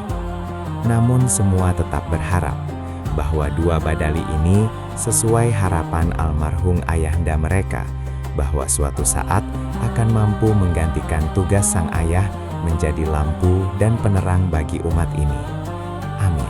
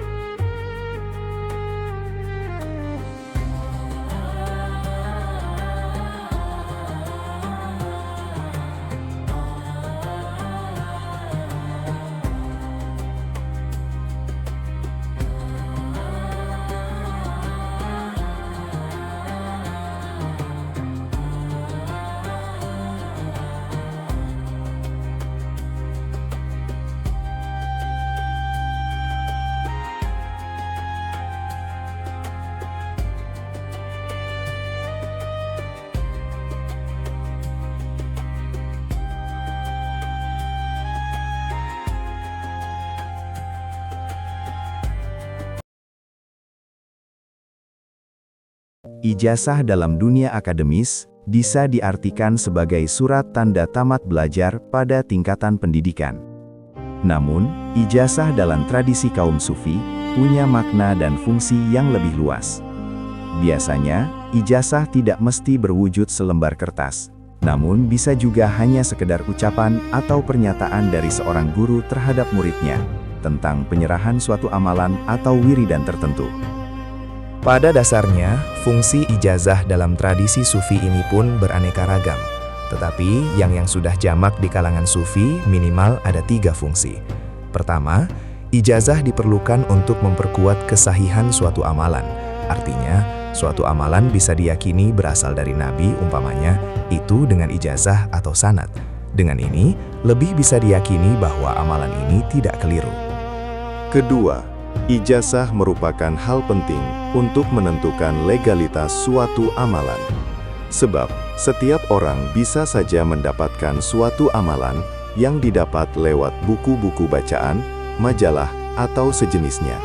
Tetapi itu jelas tidak menjamin apakah amalan itu diakui, muktabar, tidak salah, tidak sesat menyesatkan, sesuai atau tidak dengan setiap orang. Ketiga, barangkali ini yang agak aneh bagi sebagian orang, tapi sangat lazim di kalangan Sufi, yaitu ijazah berfungsi untuk tabarukan, alias mengambil barokah dari seorang guru. Karena mendapatkan suatu amalan bisa saja lewat buku, majalah, bahkan lewat internet. Namun boleh jadi kurang berkah, karena tidak melewati seorang guru. Dalam arti lain, beramal tanpa dibimbing seorang guru. Karena itu, dalam tradisi Sufi ada perkataan, "Man laisa lahu syaikhon, fasyaitanu syaikhuhu." Artinya, barang siapa tidak punya guru, murabbi, dalam beramal, maka setanlah yang menjadi gurunya. Seperti halnya ulama Sufi lainnya, guru sekumpul banyak memberikan ijazah kepada jamaah majelisnya, lebih-lebih kepada murid-murid utamanya. Ijazah itu seringkali disampaikan secara umum kepada muridnya, namun tidak jarang itu disampaikan kepada murid tertentu. Untuk amaliyah atau wiridan yang dibaca secara umum, guru biasanya mengijazahkan secara umum, seumpama ijazah beberapa maulid, dalailul khairat, burdah, bahkan Al-Quran dan beberapa doa. Sahabat mutiara Rasulullah, terlepas dari apakah ijazah itu disampaikan secara umum atau secara khusus, ada 2 ijazah yang sangat menonjol ke permukaan dan diikuti oleh ribuan bahkan ratusan ribu orang, yaitu ijazah tarekat Samaniyah dan ijazah Musafaah.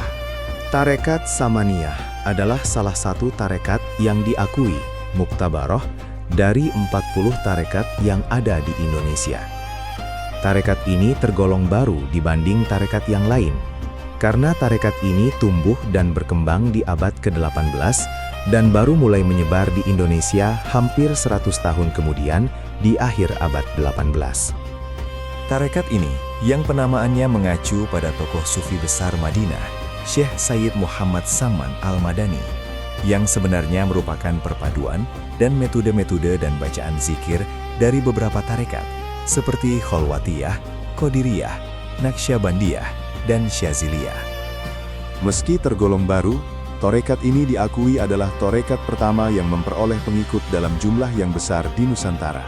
Menurut beberapa sumber dan literatur, 2 tokoh yang sangat berperan dalam penyebaran tarekat Samniyah di Indonesia pada masa lalu adalah 2 ahli tasawuf abad 18, yaitu Syekh Abdus Samad Al-Falimbani dan Syekh Muhammad Nafis Al-Banjari.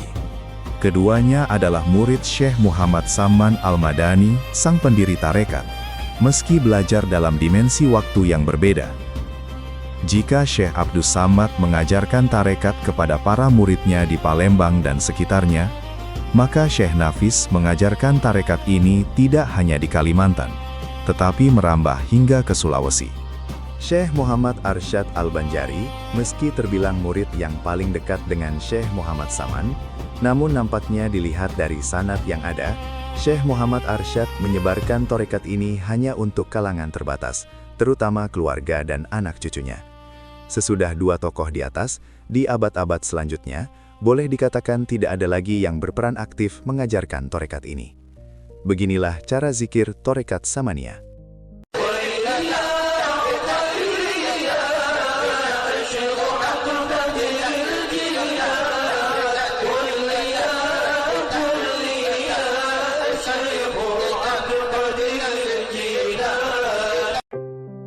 Barulah di akhir abad 20, persisnya di tahun 1990-an, Abah Guru Sekumpul yang konon mendapat restu dan izin langsung dari Rasulullah SAW membayat serta mengijazahkan Tarekat Samaniyah kepada ratusan ribu jamaah beliau.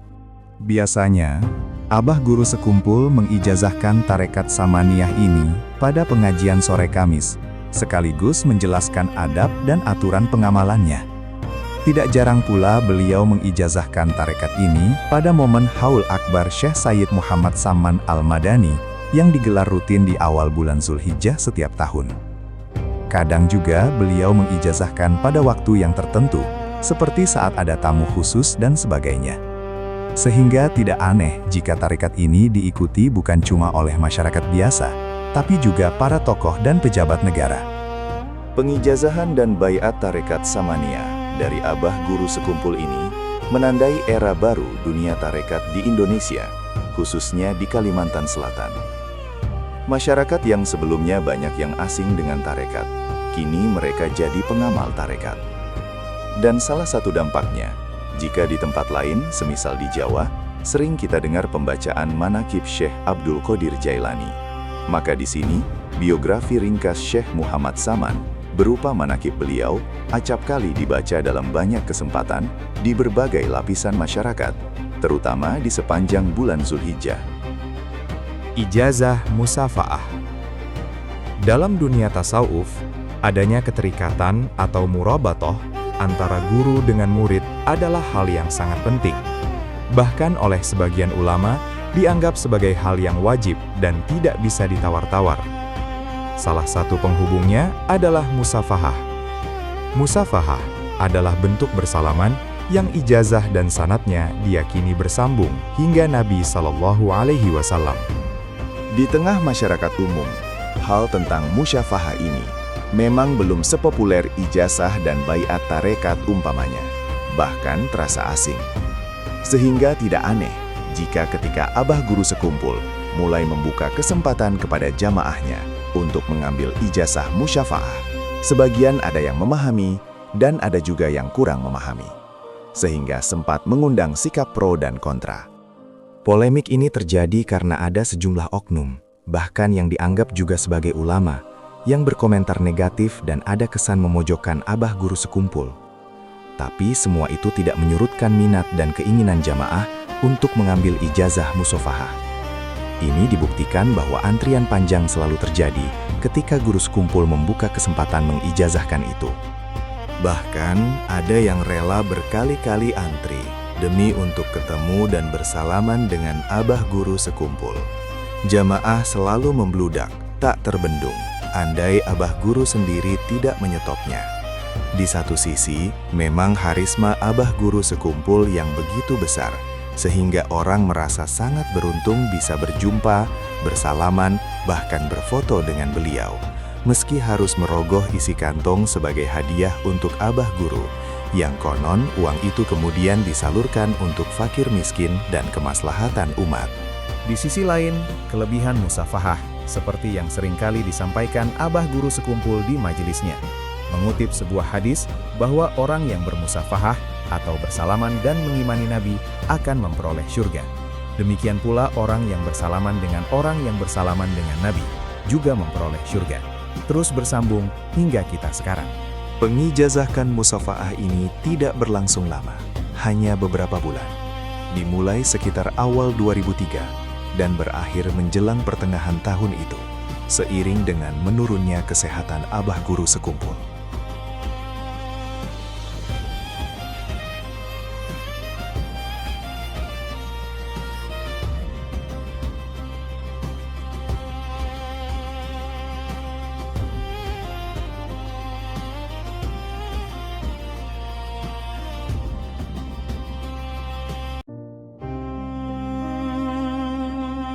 Abah Guru Sekumpul Di samping karismanya yang luar biasa dan sangat dikenal penghormatannya terhadap tamu, sehingga beliau kerap dikunjungi oleh semua lapisan masyarakat.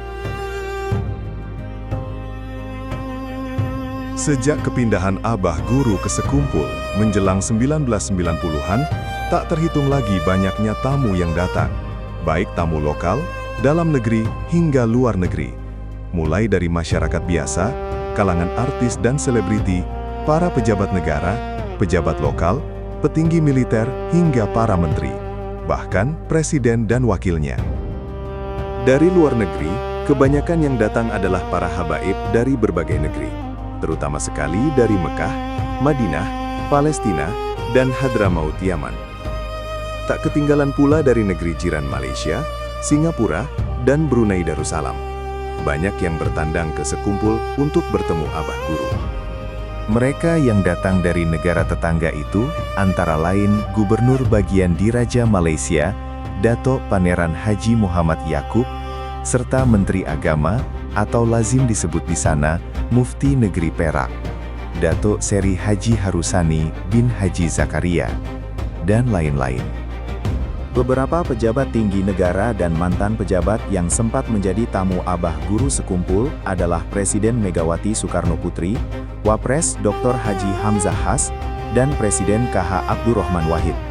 Sedangkan Presiden Soeharto bertemu saat peresmian Jembatan Barito. Dari kalangan menteri dan pejabat tinggi negara, antara lain Mu'arif, Ali Marwan Hanan, Wardiman Joyonegoro, Menteri Luar Negeri Dr. Haji Alwi Shihab, Syamsul Mu'arif, Said Agil Hussein Al-Munawar, Fahmi Idris, Akbar Tanjung, Tarmizi Taher, Marzuki Usman, Tolha Hasan, Muslimin Nasution, Wiranto, Sri Sultan Hamengkubuwono ke-10, Haji Harmoko, Ismadil Hasan Metarium, Ali Said SH, Jaksa Agung M.A. Rahman, hingga Putri Pak Harto, Hajah Siti Hardianti Rukmana. Dari kalangan militer juga tidak mau ketinggalan untuk bertamu ke Sekumpul. Mulai dari Kepala Staf TNI Angkatan Darat, Kasat, Jenderal TNI R. Hartono, Kepala Staf Sosial Politik, Kasospol TNI, Letjen TNI Syarwan Hamid, Komandan Pusat Polisi Militer dan Puspom, Maijen TNI Jasri Marien, hingga deretan perwira berbintang lainnya, termasuk Maijen TNI Tiopan Hendrik Sinambela dan Maijen TNI Franciscus Xaverius Zefrono, dua Jenderal Kristen dari Markas Besar TNI. Hampir sama, Pangdam VI Tanjung Pura saat memulai tugas juga selalu berkunjung dan minta restu ke Sekumpul. Terkadang, tidak cuma sekali, bahkan berkali-kali sowan ke Sekumpul. Di antara mereka adalah Maijen TNI Namuri Anum, Maijen TNI Z.A. Maulani, Maijen TNI Muhdi PR, Maijen TNI Jacob Dasto, Maijen TNI Sangnyoman Suisma, Maijen TNI Zainuri Hashim, Maijen TNI Joko Besariman, Maijen TNI Hadi Waloyo, Maijen TNI Heri Cahyana, dan beberapa jenderal lainnya. Dari kepolisian, juga tak terhitung banyak tamu yang antri berkunjung ke Sekumpul. Antara lain, Kapolri Jenderal Polisi Dr. Andes Haji Dai Bahtiar. Para Kapolda Kalimantan Selatan secara bergantian juga datang ke Sekumpul untuk minta restu dalam memulai tugas atau pamit dalam mengakhiri tugas. Sejak Brigjen Polisi Dr. Andes Soni Harsono, Brigjen Polisi Dr. Andes Haji Muji Harjadi, Brigjen Polisi Dr. Andes Haji Bashir Ahmad Barmawi, hingga Brigjen Polisi Dr. Andes Sumantiawan HS. Kalangan publik figur yang bertamu ke Sekumpul antara lain Ari Sigit, cucu Pak Harto, Ari Anantna Said, putra mantan Ketua Mahkamah Agung Ali Said SH, Isvan Fajar Satrio, putra mantan Wapres Tri Sutrisno, Dai Sejuta Umat Kiai Haji Zainuddin MZ, Kiai Haji Syukron Makmun, Ketua Umum PBNU Kiai Haji Hasim Muzadi, Kiai Haji Seser Saifuddin, budayawan sekaligus agamawan Kiai Haji M.H. Ainun Najib, Kiai Haji M. Arifin Ilham, dan Kiai Haji Abdullah Jimnastiar alias A. Ajim. Dari kalangan artis dan selebriti, tak mau ketinggalan melakukan kunjungan ke Sekumpul. dari penyanyi yang terkesan sopan seperti Chrisye, Heri Mukti, Ulfa Duyanti, Novia Kolopaking, Sarah Azhari, Ayu Azhari, Iis Dahlia, Kamelia Malik, Hadat Alwi, Sulis, Ineke Kusherawati, Titik Sandora, Muhsin Alatas, Nia Daniati, Nike Ardila, Elvi Sukaesih, Anita Dahlan, hingga penyanyi yang dikenal dengan Dara Tista dan lain-lain. Tak ketinggalan pula para artis goyangannya di atas panggung semacam Ratu Ngebor Inul, pelawak seperti Dono, Kasino, Indro, Timbul, Doyok, Kadir, Nur Tompel, Tarzan, dan Basuki. Di antara sekian banyak tokoh, baik pejabat sipil militer maupun artis dan selebriti yang pernah bertamu ke Sekumpul, sebenarnya masih banyak tokoh yang tidak terungkap ke permukaan dan tidak diketahui umum saat berkunjung di Sekumpul. Konon, Presiden SBY pun pernah datang diam-diam di malam hari ke Sekumpul untuk minta doa Abah Guru Sekumpul sebelum beliau menjadi presiden. Akses untuk mengetahui kedatangan tamu ke Sekumpul memang terasa agak sulit karena beberapa faktor. Salah satunya karena kedatangan tamu ke rumah guru Sekumpul tidak pernah diberitahu lebih dahulu, baik di pengajian maupun di saat lainnya. Karena pada dasarnya, Abah Guru Sekumpul sendiri terkesan tidak terlalu suka kedatangan tamunya diekspos dan dipublikasikan. Di samping, tentu akan sangat merepotkan jika masyarakat umum tahu dan lantas berjubel ikut menyaksikan tamu yang datang. Seorang artis Sri Mulat bernama Tarzan dan kawan-kawan saat berada di Banjarmasin menyempatkan diri untuk bertemu Abah Guru Sekumpul. Tarzan datang tanpa memberitahu petugas di Sekumpul, sehingga pada saat beliau masuk dan izin kepada petugas jaga mau bertemu Abah Guru Sekumpul. Petugas jaga berkata kepada Tarzan, "Maaf, Abah Guru saat ini tidak terima tamu karena sedang istirahat tidur." Tarzan pun sedikit kecewa, tetapi tetap berbesar hati walau tidak bisa bertemu. Kemudian Tarzan menyuruh kepada sopir mobilnya untuk parkir di depan regol gerbang Sekumpul. Mobil pun parkir di depan regol dari sore hingga pagi hari, yang artinya Tarzan kemungkinan tidur di mobil sambil menunggu waktunya untuk jam berkunjung kembali. Keesokan harinya, Abah Guru Sekumpul bertanya kepada petugasnya, "Kemarin, apakah ada tamu yang datang?" Petugas pun menjawab, "Gih Guru, kemarin ada Tarzan, pelawak Sri Mulat hendak bertamu. Tapi Sidin Bulik karena saat itu tidak terima tamu." Abah Guru berkata, "Cepat suruh masuk orang itu, Tarzan. Dia masih menunggu di depan regol kita." "Baik Guru." Petugas pun berjalan menuju keluar regol untuk mendatangi apakah benar ada mobil parkir di luar regol. Ternyata benar, ada mobil warna hitam parkir di luar regol sedang menunggu. Petugas pun menyuruh Tarzan untuk masuk, dan sudah ditunggu Abah Guru di rumah. Pian disuruh masuk, Sidin sudah menunggu. Tarzan pun dengan senang hati, wajahnya nampak keceriaan walau harus menunggu semalaman di mobil. Abah Guru sambil mempersilahkan masuk ke dalam rumah, dan Tarzan pun berjalan mengiringi di belakang Abah Guru Sekumpul. Hati sang pelawak bergetar dengan sangat hebat. Ia mungkin terbiasa mendapat tepuk tangan riuh dari ribuan penonton di berbagai kota. Namun, sambutan hangat dari seorang tokoh agama yang mulia memberikan sentuhan yang jauh berbeda di relung jiwanya. Ia merasa benar-benar dimanusiakan, dihargai secara utuh tanpa embel-embel profesinya. Air mata haru rasanya ingin tumpah, menyadari betapa indahnya akhlak Islam yang dicontohkan secara langsung dan nyata di hadapannya saat itu. Tarzan duduk di hadapan Abah Guru sambil mencium tangan beliau. Abah Guru Sekumpul menyuruh Tarzan duduk di samping kanannya, dan teman-teman Tarzan yang lain duduk di sebelah kiri Abah Guru Sekumpul. Layaknya seorang tamu agung kenegaraan, sang pelawak disuguhi jamuan terbaik yang ada di kediaman tersebut. Sang ulama sendiri yang memastikan kenyamanan tamunya dengan penuh ketelitian. Memuliakan tamu melalui jamuan terbaik adalah tradisi luhur yang sangat dijaga oleh orang-orang soleh.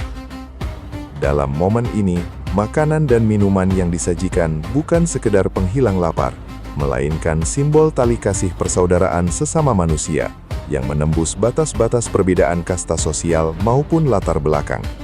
Percakapan di saat itu mengalir dengan begitu hangat dan akrab. Sang ulama bahkan tidak segan untuk menyelipkan humor-humor ringan yang penuh hikmah, mengimbangi gaya sang pelawak. Ini menunjukkan kecerdasan emosional sang tokoh yang mampu masuk ke dalam dunia tamunya tanpa sedikit pun kehilangan wibawa spiritualnya. Canda tawa dalam koridor kesopanan sangat diizinkan sebagai sarana melembutkan hati. Beliau seakan memberi pesan bahwa beragama itu sejuk, menggembirakan, dan sama sekali tidak kaku.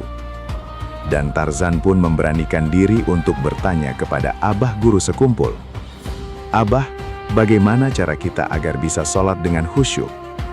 Abah Guru pun menjawab dengan santai, dan Tarzan pun memahaminya dengan baik. Momen pertemuan langka ini menjadi sebuah pelajaran berharga tentang konsep kesetaraan dalam pandangan agama.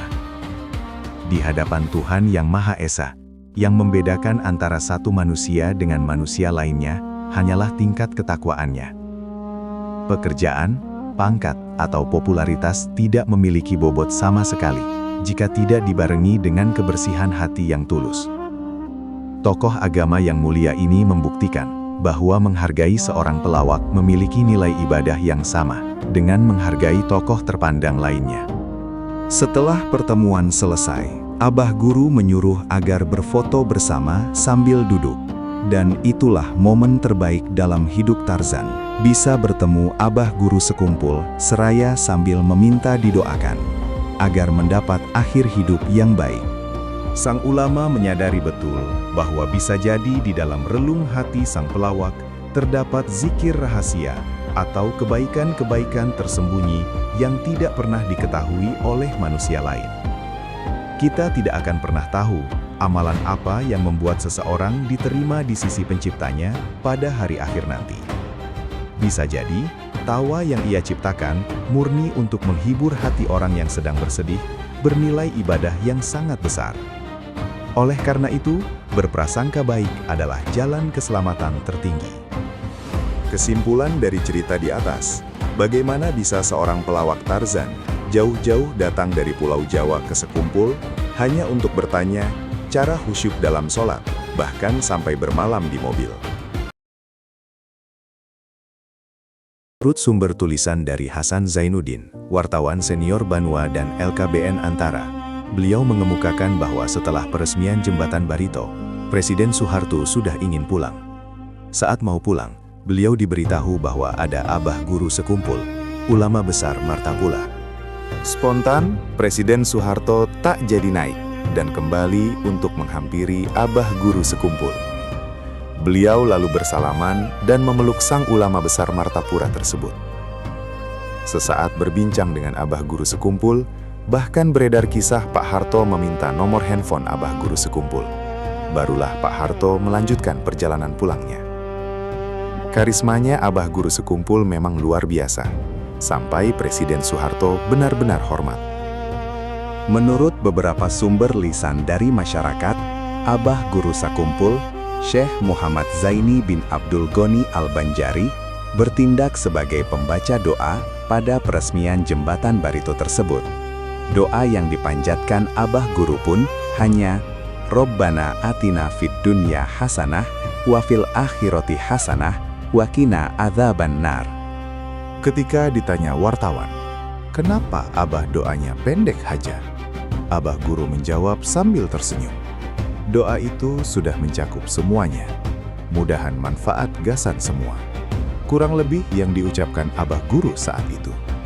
Jembatan Barito diresmikan oleh Presiden Soeharto, tepatnya pada hari Rabu, 23 April 1997. Jembatan ini memiliki panjang 1082 meter dan lebar 10 meter, hingga sempat menjadi salah satu jembatan terpanjang di Asia Tenggara pada masanya. Setelah pertemuan itu, hubungan Abah Guru Sekumpul semakin erat, meskipun hanya lewat sambungan telepon. Presiden kedua Republik Indonesia, Soeharto, ternyata dikenal kerap meminta nasihat dan doa kepada seorang ulama karismatik asal Kalimantan Selatan, Abah Guru Sekumpul, KH Muhammad Zaini bin Abdul Ghani. Hubungan ini bukan sekedar formalitas, melainkan cerminan keyakinan mendalam akan pentingnya petunjuk batin di tengah beratnya tanggung jawab negara. Kesaksian tentang hal ini datang dari H. Muhammad Abdul Ghani, sosok yang pernah mengkhodamkan diri di kediaman Abah Guru Sekumpul. Ia mengenang bagaimana banyak tokoh nasional dan pejabat datang langsung ke Sekumpul, sementara sebagian lainnya memilih jalur sunyi melalui orang dekat atau sambungan telepon. Soeharto termasuk di antaranya. Begini nasihat Abah Guru Sekumpul pada Presiden Soeharto. Salah satu nasihat Abah Guru Sekumpul yang paling diingat dan kemudian menjadi buah bibir adalah pesan sederhana, namun syarat makna. Jangan lebih dari 8 jam berada di suatu tempat. Nasihat ini disampaikan demi keselamatan sang presiden, sebuah peringatan halus yang mencerminkan kewaspadaan spiritual terhadap resiko dan bahaya yang tak selalu kasat mata.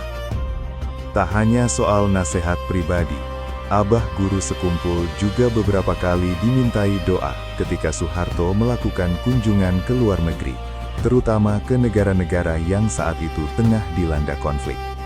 Dalam diam, doa-doa pun dipanjatkan dari Sekumpul demi keselamatan pemimpin negeri.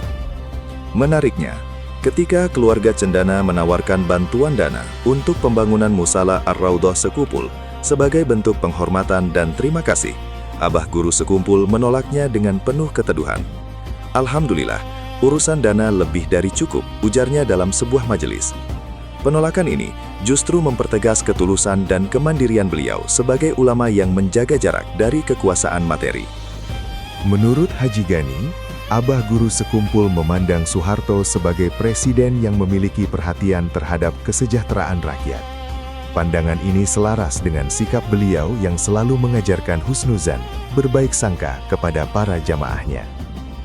Sekumpul sendiri menjadi saksi jejak langkah banyak pemimpin bangsa. Selain Soeharto, nama-nama besar seperti Megawati Soekarno Putri, KH Abdurrahman Wahid, Gus Dur, hingga Susilo Bambang Yudhoyono juga pernah datang, baik sebelum maupun saat menjabat sebagai presiden. Khusus SBY, kunjungannya bahkan berlangsung secara senyap, sebagaimana diungkap dalam buku Bertamu ke Sekumpul, karya Ahmad Rosyadi. Kisah ini menjadi pengingat bahwa dalam sejarah bangsa, relasi antara kekuasaan dan kebijaksanaan spiritual seringkali berjalan berdampingan sunyi, namun penuh makna. Allahumma ij'al ahla baladina Indonesia aminan. Allahumma ij'al baladina Indonesia aminan warzuq ahlahu minat thamarat la'allahum yashkurun. Allahumma ajri ala ahli baladina Indonesia أحكام الإسلام أهل السنة والجماعة يا الله نسألك باسمك الأعظم الأعظم الأعظم أن تجيب دعوتنا هذه وأنت على كل شيء قدير برحمتك ولا حول ولا قوة إلا بالله العلي العظيم ربنا ربنا ربنا ربنا ربنا تقبل منا إنك أنت السميع العليم وتب علينا إنك أنت. Semoga kisah dan manakib ulama yang kita dengarkan hari ini tidak hanya menjadi cerita, tetapi menjadi cahaya yang menerangi hati kita. Semoga Allah menanamkan kecintaan kita kepada para ulama pewaris Nabi, serta menuntun langkah kita untuk meneladani akhlak, ilmu, dan perjuangan mereka. Terima kasih kepada sahabat semua yang telah menyimak hingga akhir. Jangan lupa dukung channel Mutiara Rasulullah dengan menekan like, subscribe, dan share, agar semakin banyak yang mendapatkan manfaat dari kisah-kisah penuh hikmah ini. Semoga Allah memberkahi kita semua dengan rezeki yang lancar dan penuh berkah. Amin. Wassalamualaikum warahmatullahi wabarakatuh.